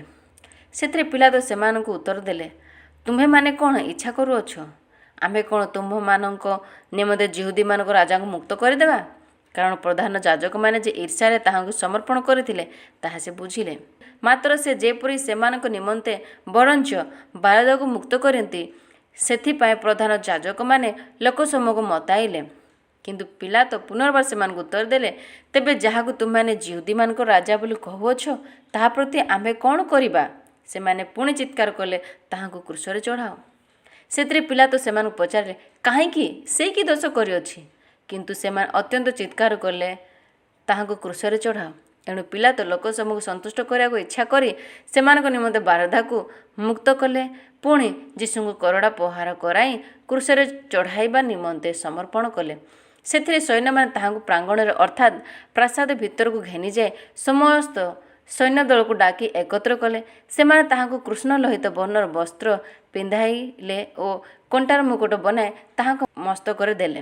ଆଉ ହେ ଯିହୁଦୀମାନଙ୍କ ରାଜା, ନମସ୍କାର, ଏହା କହି ତାହାଙ୍କର ବନ୍ଦନା କରିବାକୁ ଲାଗିଲେ। ପୁଣି ସେମାନେ ଗୋଟିଏ ନଳ ଘେନି ତାହାଙ୍କ ମୁଣ୍ଡରେ ମାଇଲେ ଓ ତାହାଙ୍କ ଉପରେ ଛେପ ପକାଇଲେ। ଆଉ ଆଣ୍ଠୁ ମାଡ଼ି ତାହାଙ୍କୁ ପ୍ରଣାମ କରିବାକୁ ଲାଗିଲେ। ସେମାନେ ତାହାଙ୍କୁ ପରିହାସ କଲା ଉତ୍ତାରେ ସେହି କୃଷ୍ଣଲୋହିତ ବର୍ଣ୍ଣର ବସ୍ତ୍ର କାଢ଼ି ନେଇ ତାହାଙ୍କର ନିଜ ବସ୍ତ୍ର ପିନ୍ଧାଇଲେ। ପୁଣି ସେମାନେ ତାହାଙ୍କୁ କ୍ରୁଶରେ ଚଢ଼ାଇବା ନିମନ୍ତେ ବାହାରକୁ ଘେନିଗଲେ। ସେତେବେଳେ ଆଲେକ୍ଜାଣ୍ଡର ଓ ରୁଫଙ୍କ ପିତା ସିମୋନ ନାମକ ଜଣେ କୁରଣୀୟ ଲୋକ ପଲ୍ଲୀ ଗ୍ରାମରୁ ଆସି ସେହି ବାଟ ଦେଇ ଯାଉଥିଲେ। ସେମାନେ ତାହାଙ୍କ କ୍ରୁଶରେ ବହିବା ପାଇଁ ବାଧ୍ୟ କଲେ। ଆଉ ସେମାନେ ତାହାକୁ ଗଲଗଥା ଅର୍ଥାତ୍ କପାଳସ୍ଥଳ ନାମକ ସ୍ଥାନକୁ ଆଣିଲେ। ପୁଣି ସେମାନେ ତାହାଙ୍କୁ ଗନ୍ଧରସ ମିଶ୍ରିତ ଦ୍ରାକ୍ଷାରସ ଯାଚିଲେ, କିନ୍ତୁ ସେ ତାହା ଗ୍ରହଣ କଲେ ନାହିଁ। ପରେ ସେମାନେ ତାହାଙ୍କୁ କ୍ରୁଶରେ ଚଢ଼ାଇଲେ। ପୁଣି କିଏ କ'ଣ ପାଇବ ତାହା ଗୁଲିବାଣ୍ଟ ଦ୍ୱାରା ସ୍ଥିର କରି ତାହାଙ୍କ ବସ୍ତ୍ର ସବୁ ଆପଣା ଆପଣା ମଧ୍ୟରେ ଭାଗ କରିନେଲେ। ଦିନ 9 ଘଣ୍ଟା ସମୟରେ ସେମାନେ ତାହାଙ୍କୁ କ୍ରୁଶରେ ଚଢ଼ାଇଲେ। ଆଉ ତାହାଙ୍କ ଅଭିଯୋଗ ଲିପିରେ ଏହା ଲେଖା ଥିଲା, ଯିହୁଦୀମାନଙ୍କ ରାଜା। ପୁଣି ତାହାଙ୍କ ଦକ୍ଷିଣ ପାର୍ଶ୍ୱରେ ଜଣେ ଓ ବାମ ପାର୍ଶ୍ୱରେ ଜଣେ, ଏହିପରି 2 ଜଣ ଡକାୟତଙ୍କୁ ସେମାନେ ତାହାଙ୍କ ସହିତ କ୍ରୁଶରେ ଚଢ଼ାଇ ଦେଲେ। ସେଥିରେ ଧର୍ମଶାସ୍ତ୍ରର ଏହି ବାକ୍ୟ ସଫଳ ହେଲା, ସେ ଅଧାର୍ମିକମାନଙ୍କ ସହିତ ଗଣିତ ହେଲେ। ସେହି ବାଟ ଦେଇ ଯାଉଥିବା ଲୋକମାନେ ଆପଣା ଆପଣା ମୁଣ୍ଡ ହଲାଇ ତାହାଙ୍କର ନିନ୍ଦା କରି କହିବାକୁ ଲାଗିଲେ, ବା ରେ ମନ୍ଦିର ଭଗ୍ନକାରୀ ଓ 3 ଦିନରେ ତାହା ନିର୍ମାଣକାରୀ, କ୍ରୁଶରୁ ଓହ୍ଲାଇ ଆପଣଙ୍କୁ ରକ୍ଷା କର। ପ୍ରଧାନ ଯାଜକମାନେ ମଧ୍ୟ ସେହି ପ୍ରକାର ଶାସ୍ତ୍ରୀମାନଙ୍କ ସହିତ ପରସ୍ପର ମଧ୍ୟରେ ତାହାଙ୍କୁ ପରିହାସ କରି କହିବାକୁ ଲାଗିଲେ, ସେ ଅନ୍ୟମାନଙ୍କୁ ରକ୍ଷା କଲା, ନିଜକୁ ରକ୍ଷା କରିପାରୁନାହିଁ। ଇସ୍ରାଏଲର ରାଜା ଖ୍ରୀଷ୍ଟ ଏହି କ୍ଷଣି କ୍ରୁଶରୁ ଓହ୍ଲାଇ ଆସନ୍ତୁ, ଯେପରି ଆମ୍ଭେମାନେ ତାହା ଦେଖି ବିଶ୍ୱାସ କରିବା। ପୁଣି ଯେଉଁମାନେ ତାହାଙ୍କ ସହିତ କ୍ରୁଶରେ ଟଙ୍ଗା ଯାଇଥିଲେ ସେମାନେ ସୁଦ୍ଧା ତାହାଙ୍କୁ ନିନ୍ଦା କରିବାକୁ ଲାଗିଲେ। 12 ଘଣ୍ଟା ସମୟରେ ଦେଶଯାକ ଅନ୍ଧକାର ଘୋଟି ଯାଇ 3 ଘଣ୍ଟା ପର୍ଯ୍ୟନ୍ତ ରହିଲା। 3 ଘଣ୍ଟା ସମୟରେ ଯୀଶୁ ଉଚ୍ଚସ୍ୱରରେ ଡାକି କହିଲେ, ଏଲି ଏଲି ଲାମା ସବକ୍ତାନି, ଅର୍ଥାତ୍ ହେ ମୋର ଈଶ୍ୱର, ତୁମେ ମୋତେ କାହିଁକି ପରିତ୍ୟାଗ କଲ? ଏହା ଶୁଣି ପାଖରେ ଠିଆ ହୋଇଥିବା ଲୋକମାନଙ୍କ ମଧ୍ୟରୁ କେହି କେହି କହିଲେ, ଦେଖ, ସେ ଏଲିୟକୁ ଡାକୁଛି। ପୁଣି ଜଣେ ଦୌଡ଼ି ଯାଇ ଗୋଟିଏ ସ୍ପଞ୍ଜ ଅମ୍ଳରସରେ ପୂର୍ଣ୍ଣ କରି ତାହା ଖଣ୍ଡିଏ ନଳରେ ଲଗାଇ ତାହାଙ୍କୁ ପାନ କରାଇବାକୁ ଦେଇ କହିଲା, ରୁହ, ଏଲିୟ ଏହାକୁ ଓହ୍ଲାଇବାକୁ ଆସୁଅଛନ୍ତି କି ନାହିଁ ଦେଖିଆ। କିନ୍ତୁ ଯୀଶୁ ଉଚ୍ଚସ୍ୱର କରି ପ୍ରାଣତ୍ୟାଗ କଲେ। ପୁଣି ମନ୍ଦିରର ବିଚ୍ଛେଦ ବସ୍ତ୍ର ଉପରୁ ତଳ ପର୍ଯ୍ୟନ୍ତ ଚିରି 2 ଖଣ୍ଡ ହେଲା। ତାହାଙ୍କ ସମ୍ମୁଖରେ ଠିଆ ହୋଇଥିବା ଶତସେନାପତି ତାହାଙ୍କର ଏହି ପ୍ରକାର ପ୍ରାଣତ୍ୟାଗ ଦେଖି କହିଲେ, ସତ୍ୟ, ଏହି ବ୍ୟକ୍ତି ଈଶ୍ୱରଙ୍କ ପୁତ୍ର ଥିଲେ। କେତେକ ସ୍ତ୍ରୀ ଲୋକ ମଧ୍ୟ ଦୂରରୁ ଦେଖୁଥିଲେ। ସେମାନଙ୍କ ମଧ୍ୟରୁ ମଗ୍ଦଲିନୀ ମରିୟମ, ସାନ ଯାକୋବ ଓ ଯୋଶୀଙ୍କ ମାତା ମରିୟମ, ପୁଣି ସଲୋମୀ ଥିଲେ। ସେ ଗାଲିଲୀରେ ଥିବା ସମୟରେ ସେମାନେ ତାହାଙ୍କ ପଶ୍ଚାତ୍ ଗମନ କରି ତାହାଙ୍କର ସେବା କରୁଥିଲେ। ତାହାଙ୍କ ସହିତ ଜେରୁସାଲେମକୁ ଆସିଥିବା ଆହୁରି ଅନେକ ସ୍ତ୍ରୀ ଲୋକ ମଧ୍ୟ ଦେଖୁଥିଲେ। ବେଳ ଗଡ଼ି ଆସନ୍ତେ ସେହି ଦିନ ଆୟୋଜନ ଦିନ ଅର୍ଥାତ୍ ବିଶ୍ରାମବାର ପୂର୍ବ ଦିନ ଥିବାରୁ ହାରାମାଥିଆର ଯୋସେଫ ନାମକ ମହାସଭାରେ ଜଣେ ସମ୍ଭ୍ରାନ୍ତ ସଭ୍ୟ, ଯେ ନିଜେ ମଧ୍ୟ ଈଶ୍ୱରଙ୍କ ରାଜ୍ୟରେ ଅପେକ୍ଷାରେ ଥିଲେ, ସେ ସାହସପୂର୍ବକ ପିଲାତଙ୍କ ନିକଟକୁ ଯାଇ ଯୀଶୁଙ୍କ ଶରୀର ମାଗିଲେ। କିନ୍ତୁ ସେ ଯେ ମରିଗଲେଣି ଏହା ଶୁଣି ପିଲାତ ଚମତ୍କୃତ ହେଲେ। ଆଉ ସତ ସେନାପତିଙ୍କ ନିକଟକୁ ଡକାଇ ତାଙ୍କୁ ପଚାରିଲେ, ସେ କ'ଣ ବହୁତ ବେଳ ହେଲାଣି ମଲେଣି? ସତ ସେନାପତିଙ୍କ ଠାରୁ ତାହା ଜ୍ଞାତ ହୋଇ ସେ ଶବଟି ଯୋସେଫଙ୍କୁ ଦେଲେ। ସେ ଖଣ୍ଡିଏ ସୂକ୍ଷ୍ମ ବସ୍ତ୍ର କିଣି ତାହାଙ୍କୁ ଓହ୍ଲାଇ ଆଣି ସେଥିରେ ତାହାଙ୍କୁ ଗୁଡ଼ାଇଲେ ଓ ପାହାଡ଼ରେ ଖୋଳା ହୋଇଥିବା ଗୋଟିଏ ସମାଧିରେ ତାହାଙ୍କୁ ଥୋଇଦେଇ ସମାଧି ଦ୍ୱାରରେ ଖଣ୍ଡିଏ ପଥର ଗୁଡ଼ାଇ ଦେଲେ। ତାହାଙ୍କୁ କେଉଁ ସ୍ଥାନରେ ରଖାଗଲା ତାହା ମଗ୍ଦଲିନୀ ମରିୟମ ଓ ଯୋସିନା ମାତା ମରିୟମ ଦେଖିଲେ। ମାର୍କ ଲିଖିତ ସୁସମାଚାରର 16 ଅଧ୍ୟାୟ ପଠନ କରିବାକୁ ଯାଉଛି। ବିଶ୍ରାମବାର ଗତ ହେଲା ଉତ୍ତାରେ ମଗ୍ଦଲିନୀ ମରିୟମ, ଯାକୋବଙ୍କ ମାତା ମରିୟମ ଓ ସଲୋମୀ ସୁଗନ୍ଧି ଦ୍ରବ୍ୟ କିଣିଲେ, ଯେପରି ସେମାନେ ଯାଇ ତାହାଙ୍କୁ ମଖାଇ ଦେଇପାରନ୍ତି। ପୁଣି ସପ୍ତାହର ପ୍ରଥମ ଦିବସର ଅତି ପ୍ରତ୍ୟୁଷରେ ସେମାନେ ସମାଧି ନିକଟକୁ ଗଲେ। ସେତେବେଳେ ସୂର୍ଯ୍ୟ ଉଠିଥିଲା। ସେମାନେ ପରସ୍ପର କୁହାକୁହି ହେଉଥିଲେ, କିଏ ଆମମାନଙ୍କ ପାଇଁ ସମାଧି ଦ୍ୱାରରୁ ପଥରଟା ଗଡ଼ାଇ ଦେବ? କାରଣ ତାହା ଅତି ବୃହତ୍ ଥିଲା। ଏପରି ସମୟରେ ସେମାନେ ଚାହିଁ ଦେଖିଲେ ଯେ ପଥର ଗଡ଼ାଇ ଦିଆଯାଇଅଛି। ସେମାନେ ସମାଧି ମଧ୍ୟରେ ପ୍ରବେଶ କରି ଶୁକ୍ଳ ବସ୍ତ୍ର ପରିହିତ ଜଣେ ଯୁବାଙ୍କୁ ଦକ୍ଷିଣ ପାର୍ଶ୍ୱରେ ବସିଥିବା ଦେଖି ଅତିଶୟ ବିସ୍ମୟାନ୍ୱିତ ହେଲେ। ସେଥିରେ ସେ ସେମାନଙ୍କୁ କହିଲେ, ବିସ୍ମୟାନ୍ୱିତ ହୁଅ ନାହିଁ। ତୁମେମାନେ କ୍ରୁଶରେ ହତ ନାଜରିତ ଯୀଶୁଙ୍କର ଅନ୍ୱେଷଣ କରୁଅଛ। ସେ ଉଠି ଅଛନ୍ତି, ସେ ଏଠାରେ ନାହାନ୍ତି। ଦେଖ, ଏହି ସ୍ଥାନରେ ସେମାନେ ତାହାଙ୍କୁ ରଖିଥିଲେ। କିନ୍ତୁ ତୁମେମାନେ ଯାଇ ତାହାଙ୍କ ଶିଷ୍ୟମାନଙ୍କୁ ଓ ପିତରଙ୍କୁ କୁହ, ସେ ତୁମମାନଙ୍କ ଆଗେ ଗାଲିଲକୁ ଯାଉଅଛନ୍ତି। ସେ ତୁମମାନଙ୍କୁ ଯେପରି କହିଥିଲେ, ସେପରି ତୁମେମାନେ ତାହାଙ୍କୁ ସେଠାରେ ଦେଖିବ। ସେଥିରେ ସେମାନେ ବାହାରି ସମାଧି ନିକଟକୁ ପଳାଇଗଲେ, କାରଣ ସେମାନେ ଭୟରେ କମ୍ପୁଥିଲେ ଓ ବିସ୍ମୟରେ ଅଭିଭୂତ ହୋଇଥିଲେ। ପୁଣି କାହାକୁ କିଛି କହିଲେ ନାହିଁ, ଯେଣୁ ସେମାନେ ଭୀତ ହୋଇଥିଲେ। ସପ୍ତାହର ପ୍ରଥମ ଦିବସ ପ୍ରତ୍ୟୁଷରେ ସେ ପୁନରୁତ୍ଥାନ କରି ଯାହାଙ୍କଠାରୁ 7 ଭୂତ ଛଡ଼ାଇଥିଲେ, ସେହି ମଗ୍ଦଲିନୀ ମରିୟମକୁ ପ୍ରଥମରେ ଦର୍ଶନ ଦେଲେ।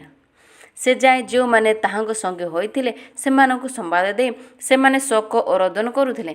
ସେ ଯେ ଜୀବିତ ଅଟନ୍ତି ଓ ତାଙ୍କୁ ଦର୍ଶନ ଦେଉଛନ୍ତି, ଏହା ଶୁଣି ସେମାନେ ବିଶ୍ୱାସ କଲେ ନାହିଁ। ଏହି ସମସ୍ତ ଘଟଣା ଉତ୍ତାରେ ସେମାନଙ୍କ ମଧ୍ୟରୁ 2 ଜଣ ଗୋଟିଏ ପଲ୍ଲୀଗ୍ରାମକୁ ଯାଇଥିବା ସମୟରେ ସେ ଅନ୍ୟ ରୂପରେ ସେମାନଙ୍କୁ ଦର୍ଶନ ଦେଲେ। ପୁଣି ସେମାନେ ଯାଇ ଅନ୍ୟମାନଙ୍କୁ ସମ୍ବାଦ ଦେଲେ, କିନ୍ତୁ ସେମାନଙ୍କ କଥା ସୁଦ୍ଧା ସେମାନେ ବିଶ୍ୱାସ କଲେ ନାହିଁ। ଏଥି ଉତ୍ତାରେ ଏକାଦଶ ଶିଷ୍ୟ ଭୋଜନରେ ବସିଥିବା ସମୟରେ ସେ ସେମାନଙ୍କୁ ଦର୍ଶନ ଦେଲେ ଏବଂ ସେମାନଙ୍କର ଅବିଶ୍ୱାସ ଓ ହୃଦୟର କଠିନତା ହେତୁ ସେମାନଙ୍କୁ ଅନୁଯୋଗ କଲେ, କାରଣ ଯେଉଁମାନେ ତାହାଙ୍କୁ ପୁନରୁତ୍ଥିତ ଦେଖିଥିଲେ ସେମାନଙ୍କ କଥା ସେମାନେ ବିଶ୍ୱାସ କରିନଥିଲେ। ପୁଣି ସେ ସେମାନଙ୍କୁ କହିଲେ, ତୁମେମାନେ ସମୁଦାୟ ଜଗତକୁ ଯାଇ ସମସ୍ତ ମାନବ ଜାତି ନିକଟରେ ସୁସମାଚାର ଘୋଷଣା କର। ଯେ ବିଶ୍ୱାସ କରି ବାପ୍ତିଜିତ ହୁଏ ସେ ପରିତ୍ରାଣ ପାଇବ, କିନ୍ତୁ ଯେ ଅବିଶ୍ୱାସ କରେ ସେ ଦଣ୍ଡାଜ୍ଞ ପାଇବ।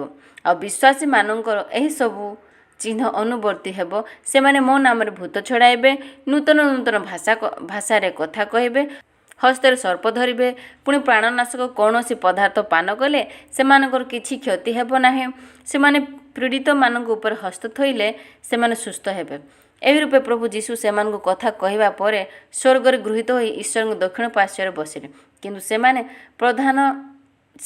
ସେମାନେ ପ୍ରସ୍ଥାନ କରି ସର୍ବତ୍ର ପ୍ରଚାର କଲେ। ଆଉ ପ୍ରଭୁ ସେମାନଙ୍କର ସହକର୍ମୀ ହୋଇ ଅନୁବର୍ତ୍ତୀ ଚିହ୍ନ ଗୁଡ଼ିକ ଦ୍ୱାରା ସେହି ବାକ୍ୟ ପ୍ରମାଣ ସିଦ୍ଧ କଲେ। ଆମେନ୍। ଧନ୍ୟବାଦ ମୋ ପ୍ରିୟ ଭାଇ ଭଉଣୀ ଓ ମୋ ପ୍ରିୟ ବାପା ମା ସମସ୍ତଙ୍କୁ। ଯଦି ତୁମକୁ ଭଲ ଲାଗେ ଲାଇକ୍ କରନ୍ତୁ, ସେୟାର କରନ୍ତୁ, ସବସ୍କ୍ରାଇବ୍ କରନ୍ତୁ। ଆମେନ୍।